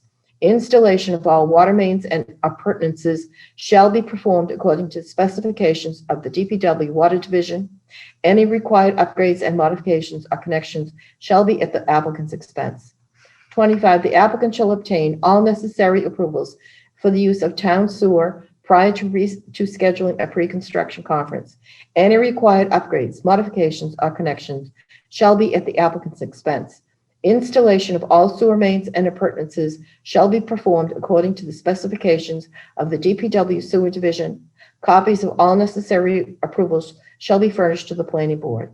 26, all replacement of or connection to town sewer drainage and installation of water mains and appurtenances shall be performed according to the specifications of the Scituate DPW with an independent inspector contracted or employed by the town to review the construction activity and assure compliance with the town's rules and regulations. DPW personnel must be in attendance for any sewer, drainage, and water infrastructure and appurtenance work in the town rights of way. In addition, the following must be addressed to the satisfaction of the town's sewer division prior to the commencement of construction. A, newly constructed sewer lines must be pressure tested in accordance with the town test standards, and the test must be witnessed by the sewer division and/or by the town's approved independent inspector. B, a street opening permit for the sewer line shall be obtained. Police details, if required for traffic management and safety, shall be provided through the Scituate Police Department and shall be the responsibility of the contractor. C, sewer permits are required and shall be obtained for each building. The lots at both 14 and 16 Old Country Way have been assessed a betterment for each lot. A sewer privilege fee of $16,000 per sewer unit shall be owed for all connected buildings at the site beyond the betterments. The fee shall be paid in one lump sum prior to any water use from the site. D, external cleanouts and ports. Each building line should have an external cleanout. E, the privately constructed sewer infrastructure will be owned and shall be maintained at all times by the applicant. F, a letter of acceptance from the sewer commissioner shall be provided to DPW, sewer division, and the planning board. 27, the buildings, parking, driveway, and required signage shall meet all applicable requirements of the ADA, MAAB, and the Scituate Commission on Disabilities. 28, all parking shall be constructed as shown on the site plan, revised dated 11/9/2020, and architectural plans revised through 11/9/2020. No increase in perpetuity of impervious surface from 42.3% or 12,367 is allowed as the site plan represents a reduction from existing impervious area of 44% and is located in the Zone A of the Water Resource Protection District, which limits development to 20% impervious. 30, the applicant shall ensure that signs, landscaping, and other features located within site triangle areas of the project site driveway and intersection with Old Country Way are designed, installed, and maintained so as not to impede lines of sight, 20.5 feet in height. 31, any signs and pavement markings to be installed shall conform to the applicable specifications of the Manual on Uniform Traffic Control Devices, MUTCD. Any pavement markings in the public way shall be thermoplastic. Patty, do you want to pick up 32? Okay. 32, Thank you. the applicant shall ensure that the property manager properly removes snow windrows located within the site triangle of the project site driveway intersection with Old Country Way that exceeds 3.5 feet in height or that would otherwise inhibit sight lines. Sightline plans must be included in the plan set submitted for endorsement by the planning board. 33, snow storage areas have been designated on site. The applicant shall ensure all maintenance personnel are informed of their locations. When on-site capacity is exceeded, an off-site location shall be used in compliance with the federal, state, and local laws. The applicant has agreed to contribute the sum of how much? That's further study. To fund a municipal study of the off-site traffic and pedestrian improvements and to fund in part traffic and pedestrian improvements in the greater Greenbush area.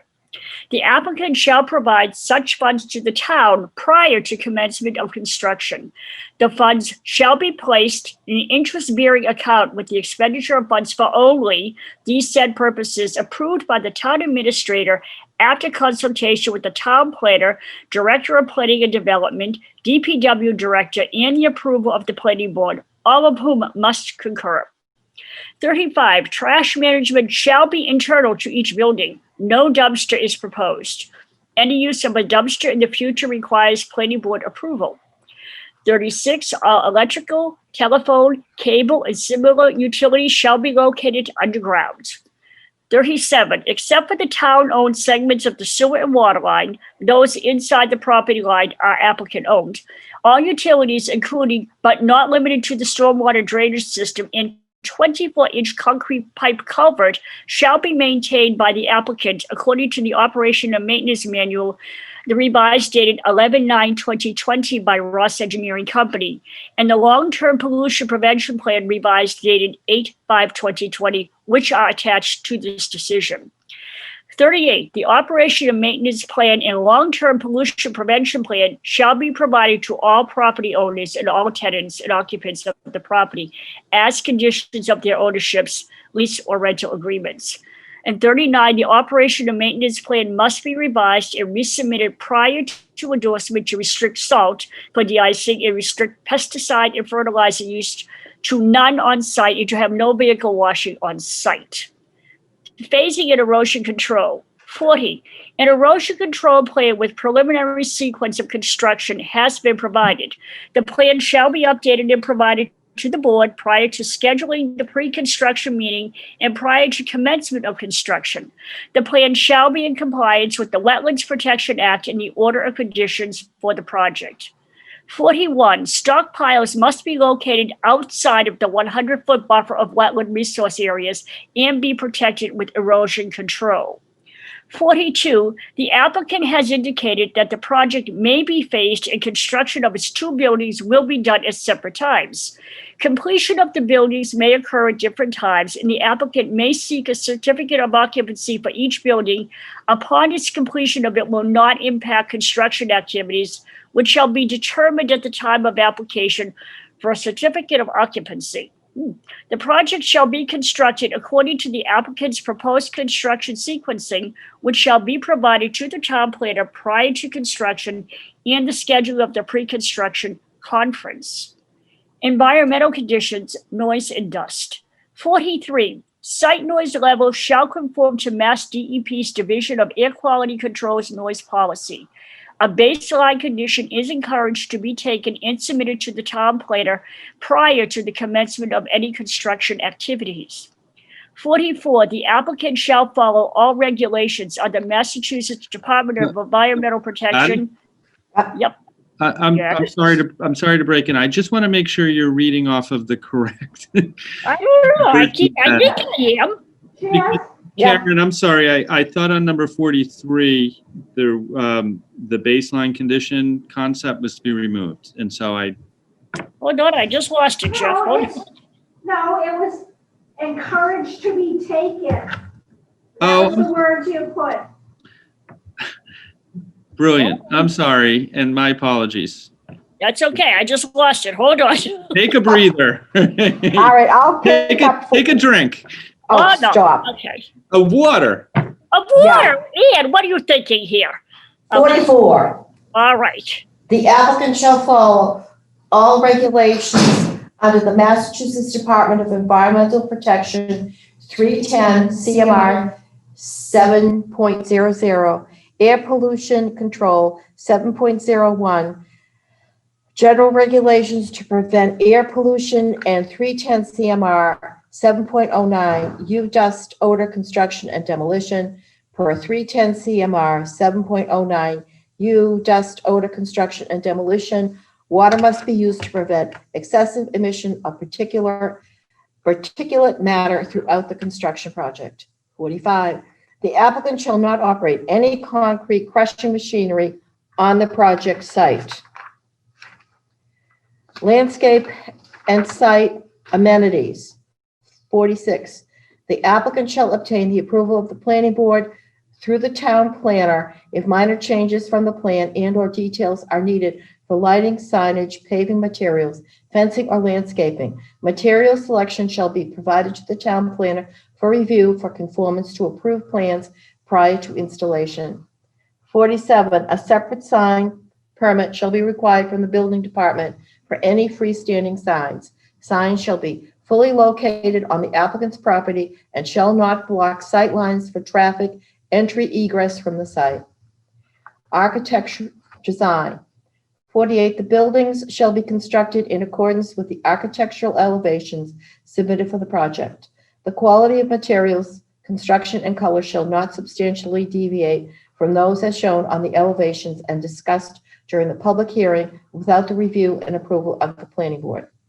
49, the final building plans stamped by a registered architect shall be provided to the planning board prior to scheduling the pre-construction conference for review for consistency with the elevations and renderings described in condition 1. If the plans appear inconsistent, approval by the planning board will be required. 50, a certification shall be provided by the architect to the planning board prior to a certificate of occupancy that the building as constructed is in substantial compliance with the approved plans. Required prior to scheduling the pre-construction conference.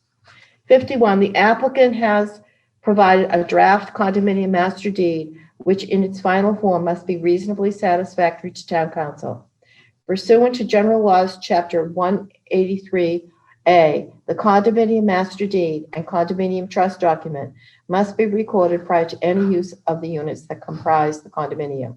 The condominium master deed and the trust documents shall include a statement that the driveway, drainage system, sewer, landscaping, 24-inch concrete pipe, culvert, and other common areas shall be owned by the applicant and shall be maintained by the applicant, subsequent turnover to the condominium association by the condominium association and shall not be maintained by the town.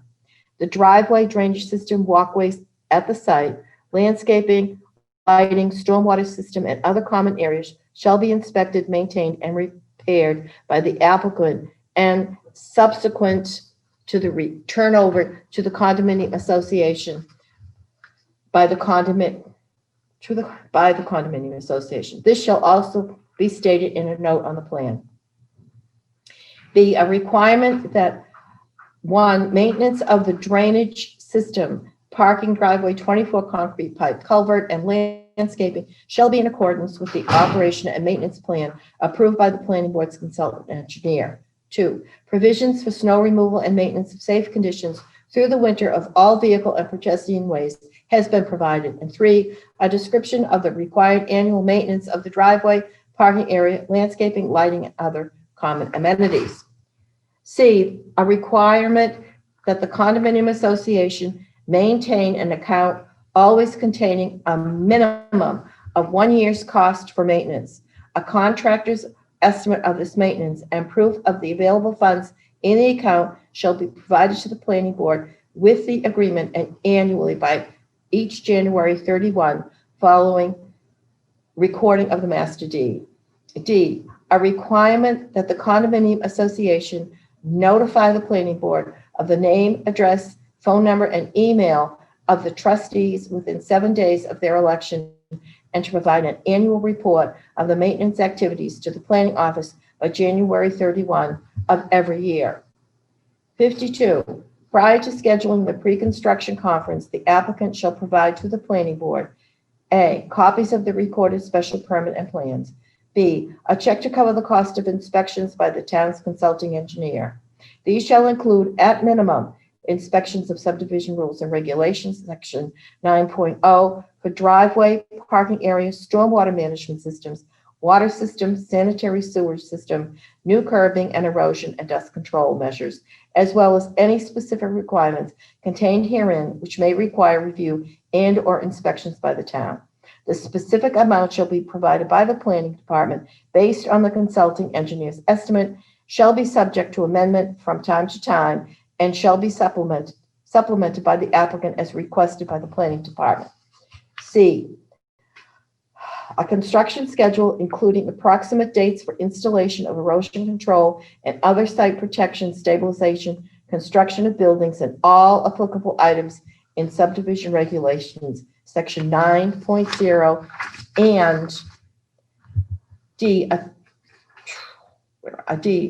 a type and amount of surety provided by the applicant reasonably satisfactory to the planning board to cover the satisfactory completion of features shown on the site plan, including landscaping, parking, drainage, signs, lighting, and conditions imposed by the board. The amount shall be based on the applicant's contractor's estimates of the costs of these items, reviewed by the town's consulting engineer, and shall be approved by the planning board prior to the pre-construction conference. The type and amount of surety may be reduced based on completion progress with the approval of the board. Required prior to start of construction. 53. Within 2 calendar weeks prior to the applicant's notification to the town planner that intends to commence any work on the project site, a pre-construction conference shall be held with the applicant, their representatives, their engineer, the site contractors, the town planner, the town engineer, and other DPW representatives as necessary. The police department, the planning board's consulting engineer, and other representatives of the town as the board feels necessary. A list of all contractor contacts, including names and telephone numbers, shall be provided to the planning board, DPW, and police department. At least one telephone contact shall be available 24 hours per day in the event of an emergency. 54, the property lines of the subject property shall be marked or flagged in the field under the direction of a surveyor, and notification given to the town planner and consulting engineer a minimum of 3 business days prior to the start of construction. The property line shall be staked or pinned at all times during construction. 55, the location of the 24-inch concrete pipe culvert passing through the site shall be staked at all times during construction. Permanent markers shall be placed over the existing pipe following construction to protect and alert of residents to the buried utility, i.e. 4x4 wooden posts with signage about the buried utility below. 56, a stabilized construction entrance with silt stock as shown on site plan must be installed prior to any earth disturbing activities on site, including but not limited to clearing and grubbing. Construction fencing shall be required as necessary to comply with federal and state and local laws. Required during construction. 57, construction work shall not begin prior to 7 a.m. weekdays and 8 a.m. on Saturday, and shall cease no later than 7 p.m. No construction shall take place on Sundays or legal/federal holidays. 58, the board reserves the right to require the consulting engineer to visit the site weekly or as often as necessary during construction. 59, all earth-moving disturbance operations shall only occur while erosion and sedimentation control measures are in place and approved by the town planner, conservation agent, and/or town's consulting engineer. Such control measures shall remain in place until the board's consulting engineer determines, after consultation with the town planner, that the danger of erosion or sedimentation no longer exists. It is the applicant's affirmative responsibility to ensure that the maintenance and management of all stormwater control measures at all times during construction to ensure there are no increases in stormwater flow, velocity, or volume to abutting properties at any time during construction. 60, construction activities on the site shall conform to the town of Scituate general bylaws. 61, no parking or unloading on Old Country Way shall be permitted during construction unless approved in advance and controlled at the same time by the police department. Construction vehicles shall use the designated construction access. 62, the applicant shall notify the town 48 hours in advance of any significant equipment and construction material arrival to the site which may cause a safety hazard or material disruption of the public way, such that a police detail is necessary to ensure safe passage. Any police detail required is at the expense of the applicant and is required when the police department determines it is necessary. 63, the applicant shall not allow any large construction equipment or trucks to stage or idle on public roads and shall not allow such equipment or trucks to idle on site prior to 7 a.m. Police details may be required for construction access or work within the layout of Old Country Way. 64, the applicant shall provide the town with the routes construction traffic will use so that if a safety hazard or material disruption of the public way impedes safe passage a police detail would be obtained by the applicant at its expense. 65, construction activity shall be conducted in a workmanlike manner at all times. Blowing dust or debris shall be controlled by the applicant through stabilization, wetting down, or other proper storage and disposal methods. 66, no use of hydrants on-site or adjacent roads off-site is allowed for construction use. A hydrant may be available at the water treatment plant for construction during non-water ban times. 67, in an effort to reduce newsletters, noise levels, the applicant shall keep all equipment that emanates sounds from the structures on site or site in proper working order through regular maintenance. 68, blasting, if necessary, shall be conducted according to all necessary permits and may meet all of the requirements of the Scituate Fire Department. Required prior to issuance of an occupancy permit. 69, no certificate of occupancy shall be issued until the planning board and building commissioner are satisfied that the driveway, parking area, and installation of necessary utilities is in full compliance with the approved plans and the special permit. Nothing herein shall be construed as to preclude the applicant from obtaining a certificates of occupancy for one of the buildings prior to the other building. However, safe pedestrian vehicle and public safety access and egress shall be required prior to the issuance of such certificates. 70, prior to application for a certificate of occupancy, a copy of the contract for inspection and maintenance of the stormwater system per the operation and maintenance plan and long-term pollution prevention plan shall be provided to the planning office. 71, permanent signs indicating the prohibited uses and requirements for handling of hazardous material shall be installed in each unit in a prominent location prior to obtaining a certificate of occupancy. Yearly verification of signage shall be submitted. Signage shall be submitted for the review and approval by the town planner. 72, following review and approval by the planning board, the condominium master deed and condominium association documents shall be recorded at the registry of deeds prior to the building department's issuance of any occupancy permit. Proof of recording must be provided to the planning board. Administration. 73, all time periods referenced in this document for completion of conditions shall be told in case any appeals are taken, and in the event of acts of the Massachusetts legislature and orders of the governor, such as COVID-related orders. 74, this special permit shall run for the land and shall be void if it's not recorded at the registry of deeds within 120 days of expiration of the appeal period or such extension of that time period granted by the planning board following approval of the special permit. The applicant shall provide proof that the special permit was recorded to the planning board.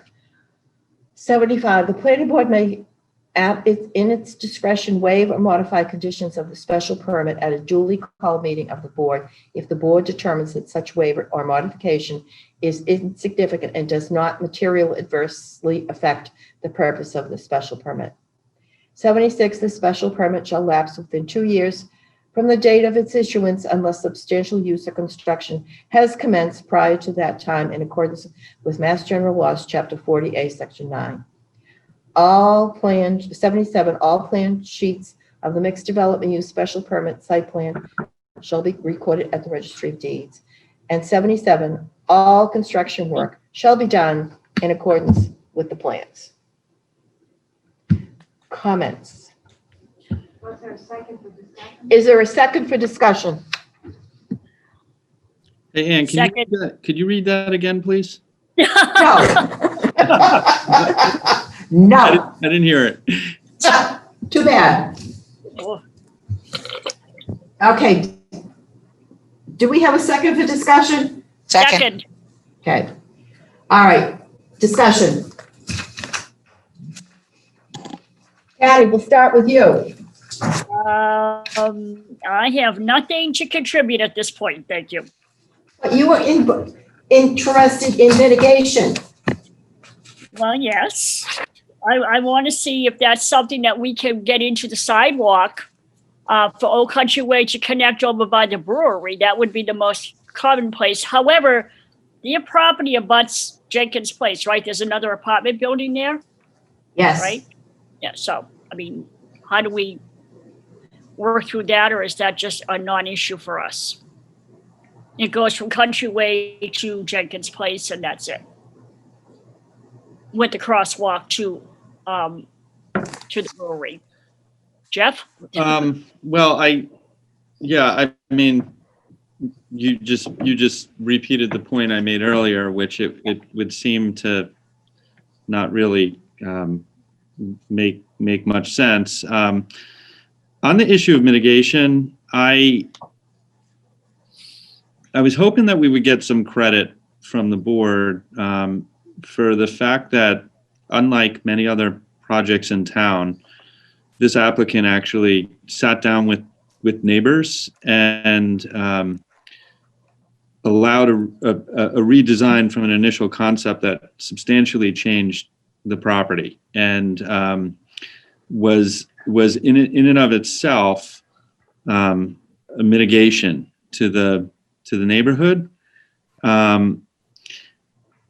Candidly, we're also running into, we are over budget, and our fault, I suppose, but the fees for sewer and water are very high for this developer or this individual who's not in the business of developing, so to speak. And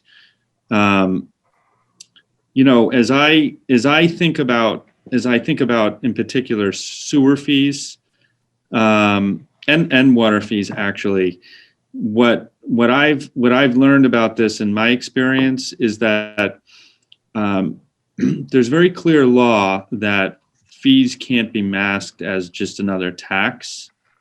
And so the whole concept behind these fees is to reimburse the town for the cost of the infrastructure that is being provided as a result of the project or the connection. And in this particular case, we have two existing sewer lines, and we're paying for six additional connections, and we have to do that. And the cost is high, and I think the cost for water and sewer are high across the town because of the various problems that we have. And so I think what I'm saying in sum and substance is that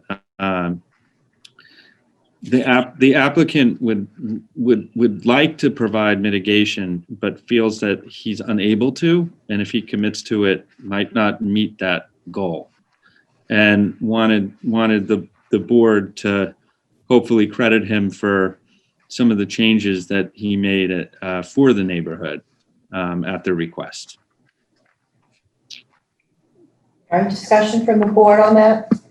Mr. DeLisi, can you further comment on what's going between his property and the Montero's property? I know that was the big mitigation. I'm sorry, what was the question with the what's going in the back of the building between their house and Steve Montero's house? Well, the building was redesigned, I think, to be brought further away from the property line and lower. Right. And then smaller. And smaller, and then there's vegetative buffer screening. Okay. In the back as well. Thank you. I'd just like to get that on record. Thank you. Yep. Anybody else? Ian, can I ask a question about the sewer hookup? Yes, you can. We got to get that all at once. We got to get that in dribs and drabs. No, it's all, Oh, it's all at once. Okay. We heard that before. Okay, thank you. Comment on sewer fees. You know, unfortunately, the sewer fees are the sewer fees, and we're not going to re-legislate the town fees on those things. So if you want to build something, you got to pay the piper, basically. And so I don't see that as being, you know, a material part of this discussion. The only point I was trying to make with it, Steve, was that it's material insofar as the board is asking for us to consider contributing dollars. And we don't have an unlimited number of dollars. We have a finite number of dollars. And some of that is constrained by fees that we have to pay that maybe we underestimated a bit going into the project. But that's no different than any other developer. They have to do the same. Yes. They have to pay the same fees, and you know, that is the nature of development, right? Is you've got to pay whatever those infrastructure fees are. So. Yep. Okay, anybody else? No? Well, I think there's, you know, and somewhere in the earlier section, we talk about identified, you know, public benefit, right? And Karen will have to tell me where that is exactly, but that is a component of a project like this, right? And I think we need to make sure we've addressed that. And I think we attempted to address that by suggesting there should be some contribution for mitigation to improving, you know, the area immediately adjacent to the property. I mean, I would be amenable to a contribution to what I hope will eventually be an affordable housing fund as well, because we're not getting affordable housing here either. So either benefit, I think, would be okay with me. But I guess I would not be sort of in favor of no benefit at all. Steve, what's the dollar sum on the benefit you would expect? Well, make me an offer. I don't negotiate against myself. All right. Well, the last proposal we just did was, if I remember, it was 25,000. And what was that project? Ford Place. 18 Ford Place. The one like 2 weeks ago, you mean? Mm-hmm. Yes. Wait, can you describe that project? I'm not terribly familiar with it. It's a project at the intersection of McDonald Terrace and Ford Place. It's 5 units. So they are allowed 2 by right, and they have to provide public benefit for the additional 3. So the public benefit that's sort of in the works would be upgrading a park down by Dunkin' Donuts. One of the things I have discovered today. Or a contribution to support affordable housing development. Yeah, excuse me, Steve, with all due respect, it is my understanding that whatever public benefit would have to go toward Greenbush and to put it into the affordable trust would not be allowed. Says who? I had a brief conversation today with the town administrator on that, and it hasn't been determined, but the benefit has to be for Greenbush. Right. It clearly says that in the zoning bylaw. Okay. We have not had a meeting on that project to discuss that from last week. Okay, so we could target it towards affordable housing in Greenbush then. Well, I thought you guys wanted the sidewalks. I said I would do either one. You were characterizing what we decided on Ford Place, and I think what we decided on Ford Place, that it could be either investment, right? No, I don't think so. Yes, I think so. If you took it out, I don't understand why you would have taken it out. We haven't made any final decision on 18 Ford Place, and that's subject for another public hearing. Right. Okay. I have a question. The last Yes. Is this Rebecca? project under this, so Ford Place is only allowed 2 units by right. We're giving them, we may give them more, and that's why they're giving a mitigation. Is this the same situation on, No,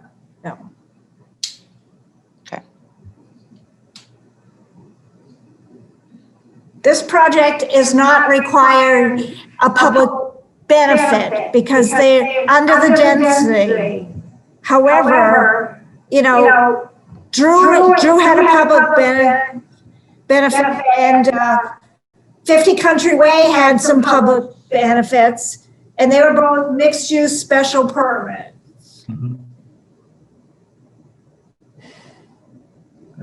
That's and what was 50 Country Way's special benefit? Sewer. Well, they preserved the historic building. which doesn't pass is ridiculous. But they did the sewer too, right? That's not a public benefit. Nope. They needed to improve the sewer so they could tie into it. Okay, thank you. So on this, I'm unmuted. On this, the public benefit would, here again, would be the collaboration with this neighborhood and sensitivity to their articulated concerns and a redesign of the project to address that. I think that's, we expect that in any of these kinds of developments, that you will have to address neighbors' concerns. So I would not set a precedent that that's kind of a public benefit. You sure? My client is asking me to inform you that he would be willing to contribute $10,000 to whatever fund you would like. And I have to tell you, that was the figure that I thought would be more than adequate. And I think it should go into the sidewalk fund for Greenbush. He agrees with that location for the fund, is what is whispering in my ears. I have to say though, is I'm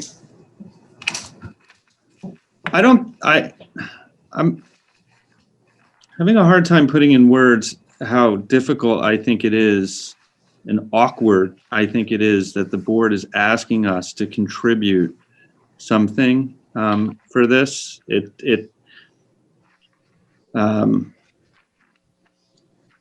We have a project with 2 buildings and 70 some odd conditions of approval,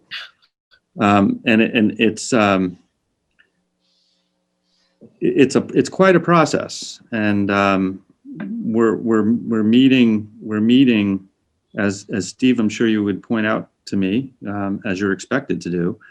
We're meeting the conditions of the board across the board, and so. He's graciously offered 10,000, but my 2 cents is that if you were to deny a project on the denial of us to not contribute to a fund that you asked us to contribute to, I think I would win that in court. I have no interest in fighting it, but I live in the community, so I want to see sidewalks as well. We have a CPC fund. So, but in any event, we've offered $10,000, and I think that's where we're going to stop. I agree with that. And I, for one, would not hold up the permit for that. So, is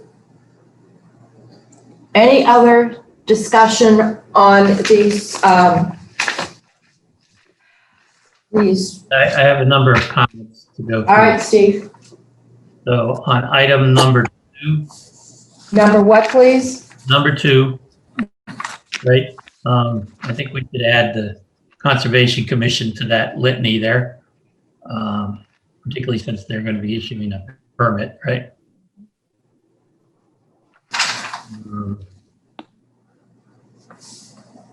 On item number 6, I guess I would ask This is kind of an unusual addition, I guess, to item 6, where it says taking into consideration all extended timeframes per COVID orders of Governor Baker. So I explained to Karen what my thought process was on it. It's kind of take it or leave it. There's a lot of orders that the governor is putting out on a daily basis related to COVID. Some of them, courts are putting out orders. Actually, the legislature has passed an act concerning permits and extension periods. I don't know where they're all at right now, where the periods are told and not told. And I just thought it would be something nice to contemplate.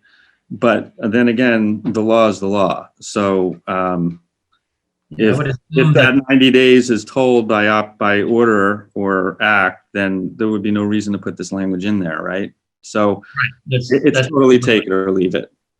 Yeah, I thought it was kind of overly specific in whatever, administrative orders or legislative action would address it one way or the other, right? Yeah, it would.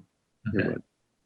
Then I would suggest we remove the language because I had a conversation with town council who didn't really think we needed the language.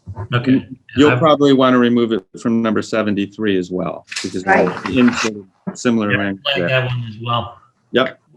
Okay.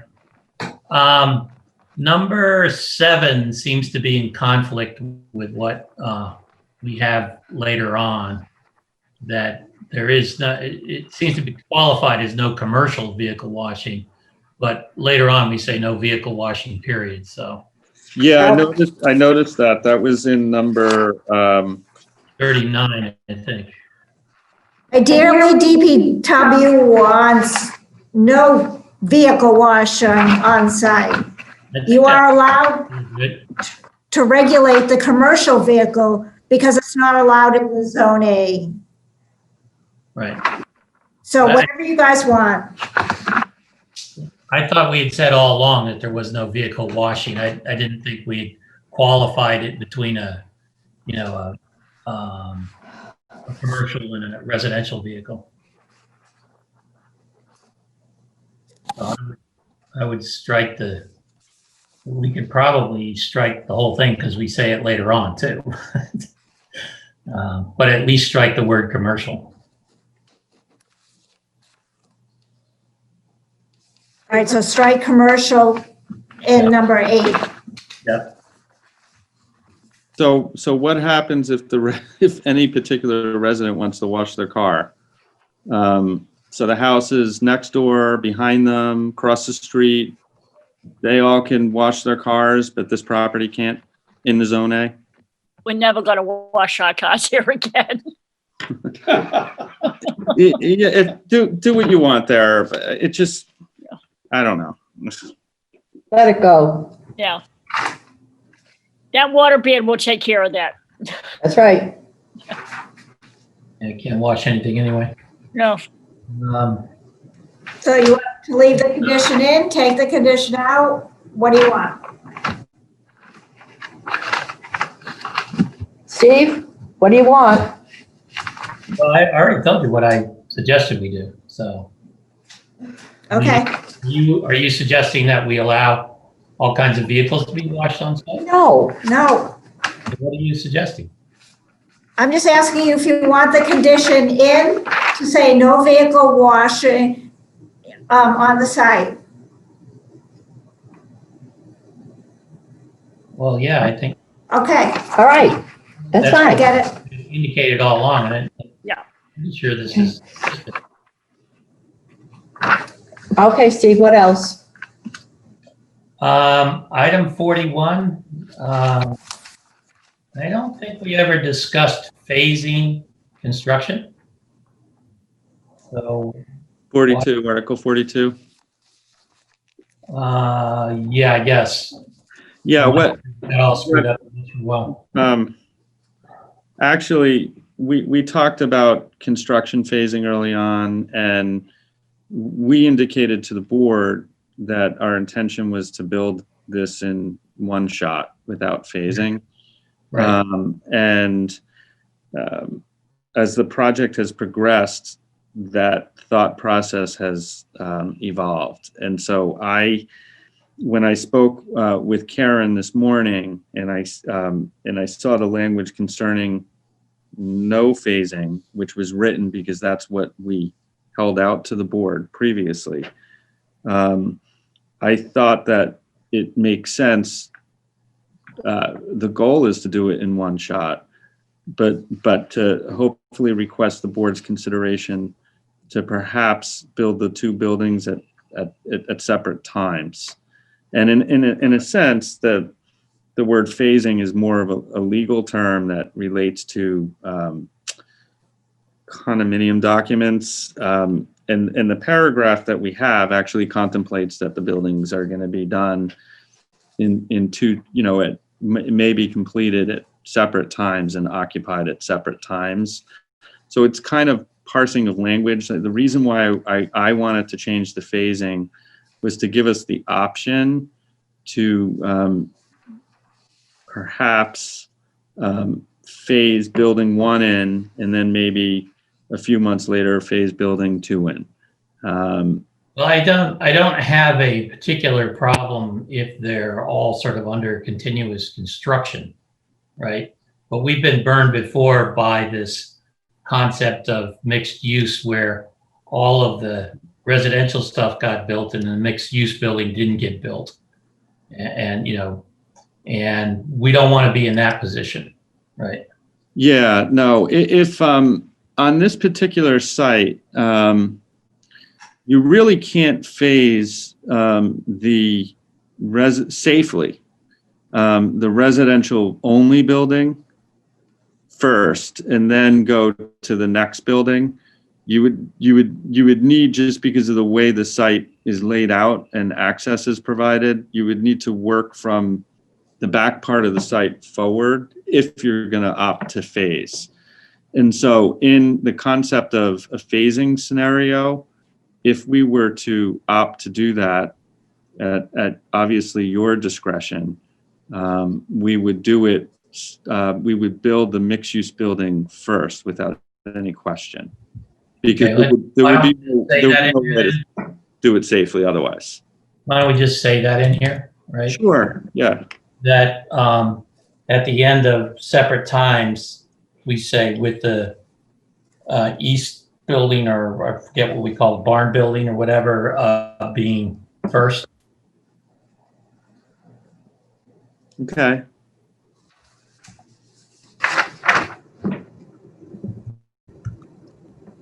And again, we probably won't do that, but I appreciate giving us that latitude. Thank you. I don't have a problem with that. I just want to make sure we don't not get the mixed use building built, since that's kind of what this all relies on. Yep. Next.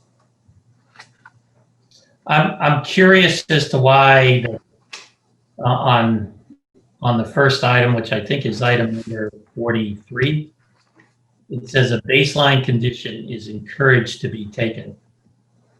Whereas I think before we said a baseline condition shall be taken. Are you guys comfortable with the fact that if there are noise complaints and issues that require the taking of a baseline, that you'll have to shut everything down in order to take a baseline? We are. I talked, because I recall this exact discussion on the Toll Brothers project.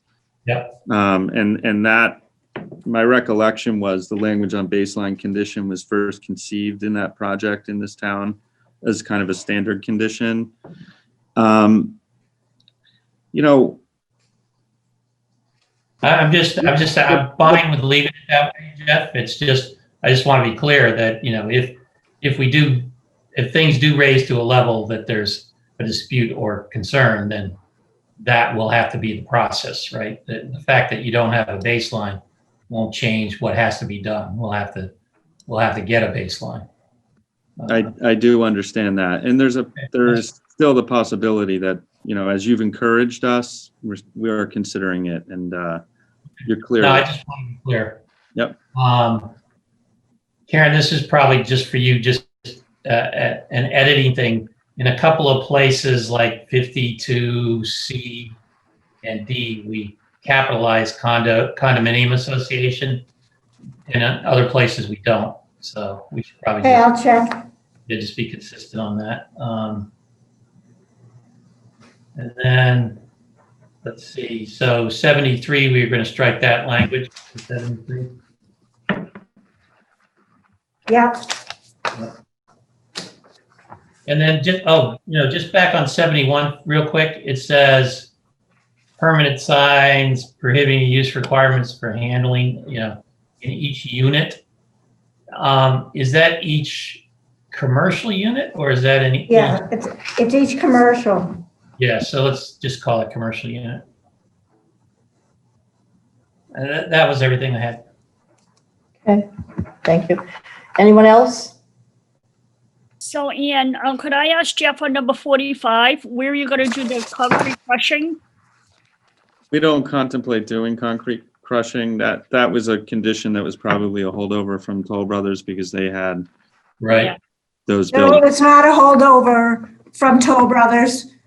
Okay. I specifically put it in there so there would be no concrete crushing when you take up that concrete driveway.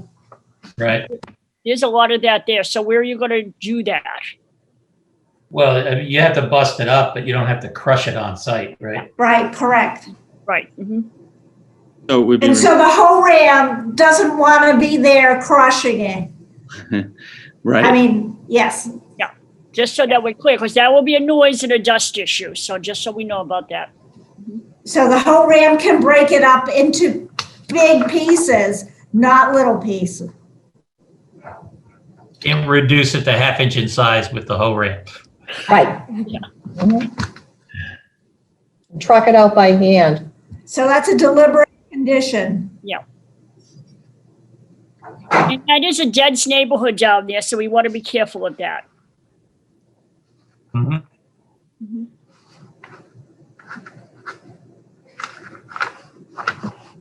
Anything else? That's all I had. All right. Ben?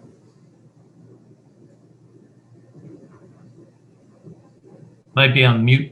Yep, sorry. No, I don't have anything in particular in the conditions. Okay. All right. Rebecca?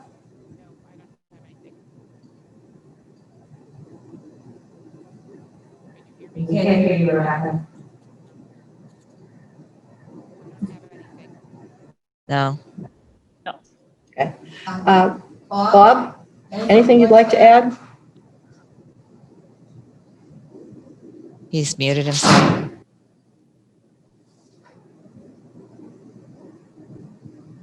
He muted himself. All right. Okay. We have the motion. Is there a second? Second, Second as amended, correct? Yes. Yes, second is amended. All those in favor? Ms. Burbine, Yes. Ms. Lampert, yes. Mr. Bornstein, Yes.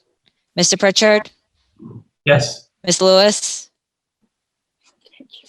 She's giving a thumbs up. We can't hear her, so she's All right. in agreement. All right, gentlemen. Unanimous, all in favor. Thank you. Thanks, guys. Thank you. Thank you.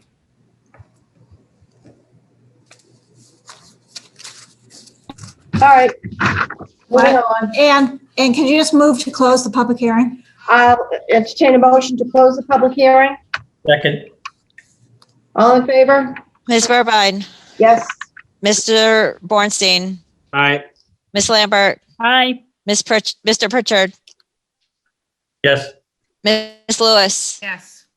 Okay, we can hear you now. Thank you. I just Unanimous, wanted to- all in favor. All right, our next item on the agenda is a Form A&R plan for 275 Clap Road. Okay, I believe this is the person.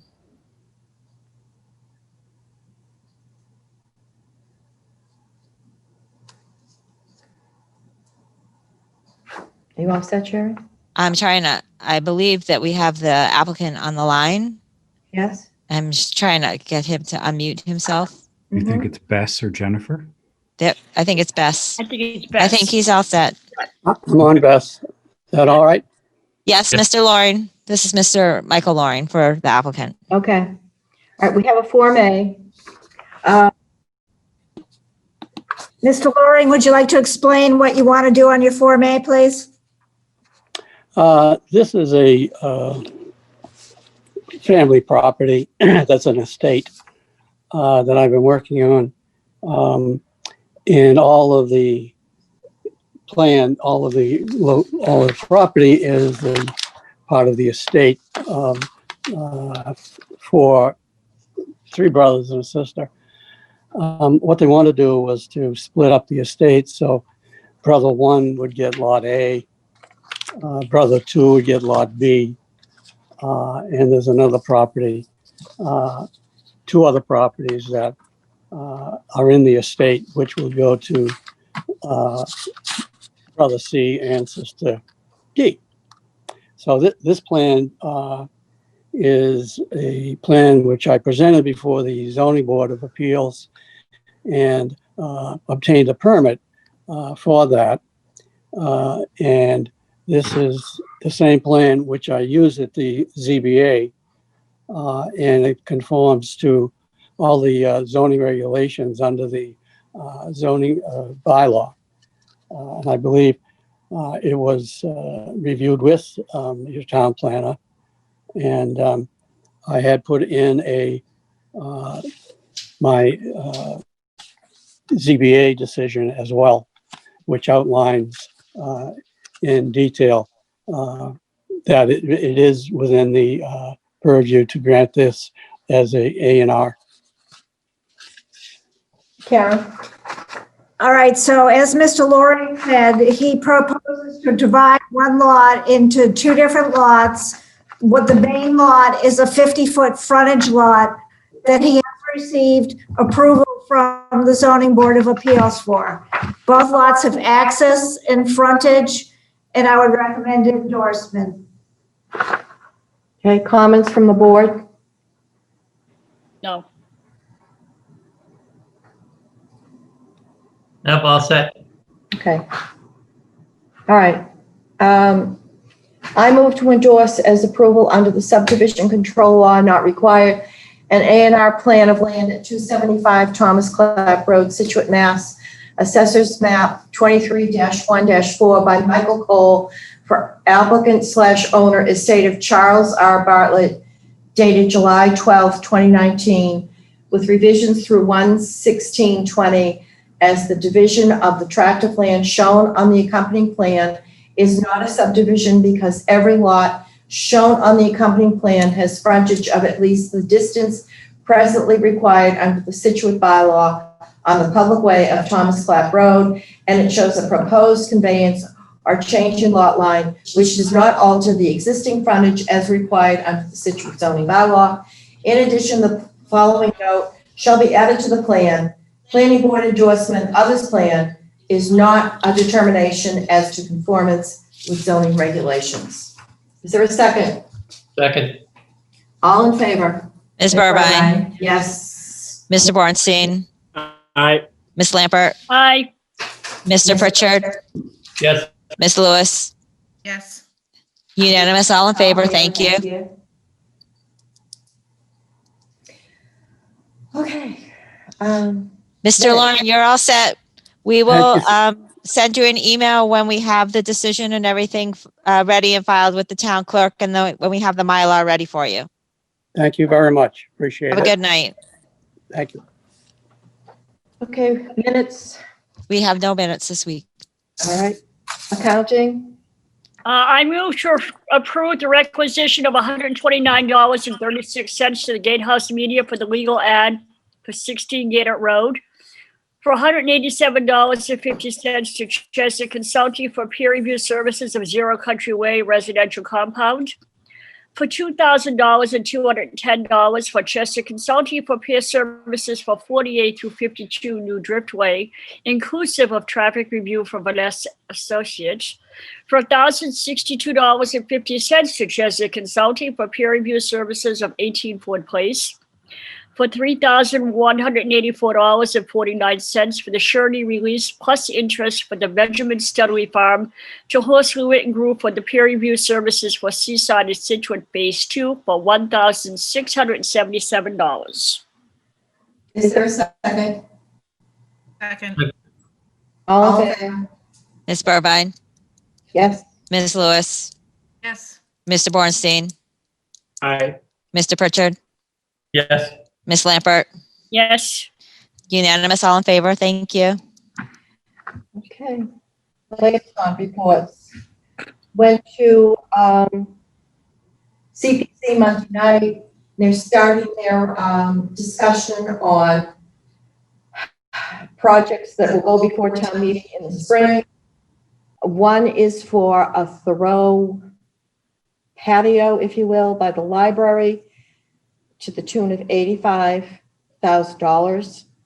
It will be a wall. It's interesting. I'll have more information for you later.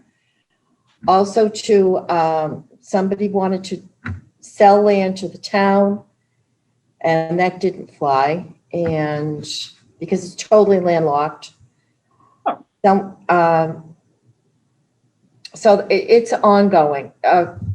Where was the land, Ann? The land was up on First Parish Road, belonged to Lincoln Hardeman, and he wanted to sell the back 5 acres to the town. Mhm. And it is of no value to the town of Scituate. Not even as open space? Because we can't get to it, I guess, You right? can't get to it, it's inaccessible. No, that's too bad. So, and somebody else, Craig Diaz in Greenbush, withdrew his project, which we really never saw, for some type of amenity, playground, whatever, down in Greenbush. So I'll keep you all posted with what is going on with CPC. Okay. Anybody else? No. Yeah. So as most of you have already hopefully been able to download the rough draft of the master plan.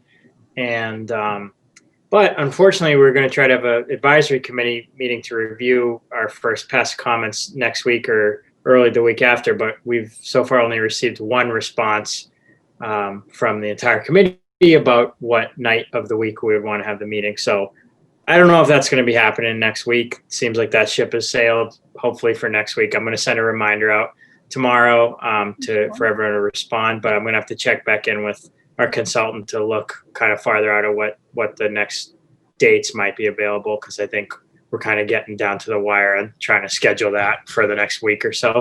But other than that, just let me know if you're able to download the draft, and everyone should just try to start reviewing that and send any comments if you can. Yep. I got your note, Ben, about not providing a Word document. I think I can do this on the Yeah. I'll send you comments.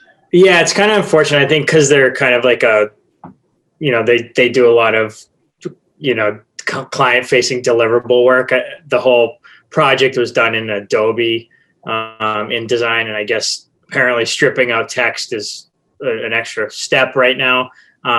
They have sent me a kind of a workaround in Google Docs that I'm going to be testing out tomorrow with one of their IT people to see if that makes it easier for us to kind of embed some sort of track changes and commenting. So I'll let you know how that goes. But yeah, otherwise, I guess the traditional kind of using it as a Word doc to track changes is, I guess, a little bit too much right now. So I apologize for that. No worries. Okay, anyone else? I had another charter review meeting We get through another page. It's slow, but we're going through it. Okay. What That's Rebecca, what's Change. are there specific topics that people are focused on changing? Well, some of the topics are changing certain wording so it isn't just he. You know, it's more gender neutral. Mhm. That's one thing. It just hasn't been updated in a long time, so we're comparing it to other towns that have been updated more recently. And just trying to keep up with the times, I think, is what it is. Okay. We've had also bylaw changes that can make things different now, so we need to make sure they all match. But the fundamental sort of legal structure of it is staying the same. Absolutely, Modifications to that. yes. Yeah. Okay. Rebecca, have you gotten to the quorum part yet? No, Okay. we're on page 4. No, we're on section 4. Okay. Stay tuned. Okay. Very long. All right. Karen? The town meeting is Monday night. There's about 16 articles. Several are in a consent agenda.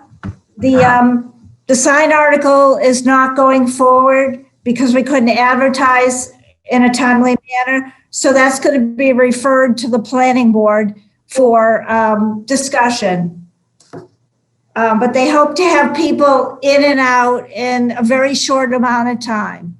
And it's all designed to be COVID friendly. Seaside at Scituate is continuing construction.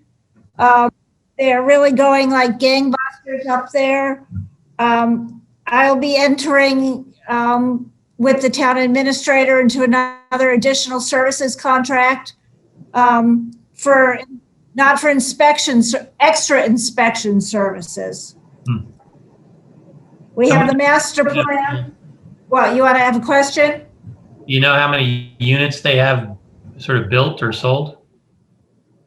I don't know how many are sold. We have approximately 47 occupancy permit Oh, okay.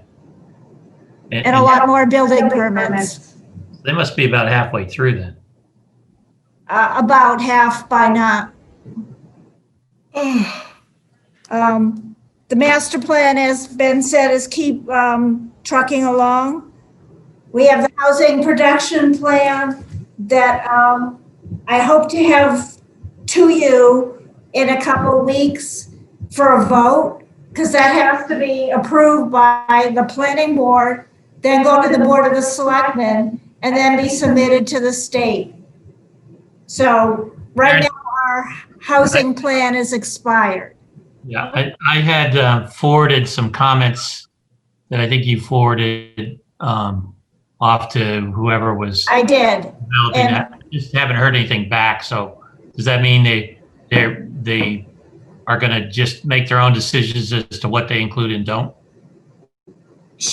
I just got a final draft the other day. I'm going through it right now. Okay. He has put in many places, your comments, Steve, about that a lot of this depends on the infrastructure. We need sewer and water infrastructure in order to accommodate expansion of a lot of affordable housing.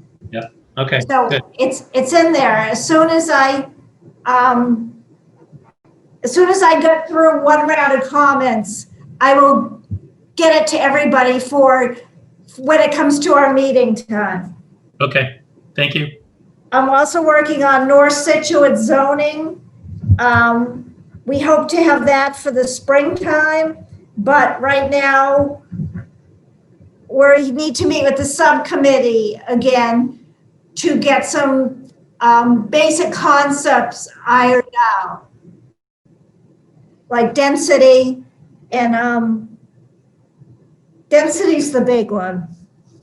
So is this going to be similar to the rezoning at Greenbush? Yes. Okay. And so what we're trying to do is make corrections to Greenbush where necessary for problems we've encountered. It's going to be a form-based zoning again. So as soon as I get another draft, I will send it out. I would like to have basically a zoning workshop in January, the public hearings in February. And I will try to get something in December. Okay. I have a stormwater permit for 52 Otis. The gutters tie into the subsurface chambers. They wanted to know if I would ask the board if they could get a certificate of occupancy without the gutters being tied in. I kind of think it's integral to the gutters are integral to the stormwater system, and I think they should wait. I kind of agree with you. Because So do I. where's all the water going to go if it's not going where it's supposed to? Exactly. Somebody's basement. Yes. So we Probably theirs. remain very busy with a lot of, we have a couple of special permits. We still have Seaside under construction. I anticipate Drew applying for a building permit probably in the next month. So construction is imminent. The workload is pretty intense.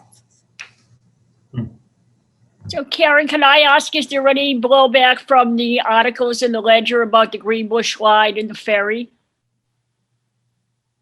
The Greenbush what?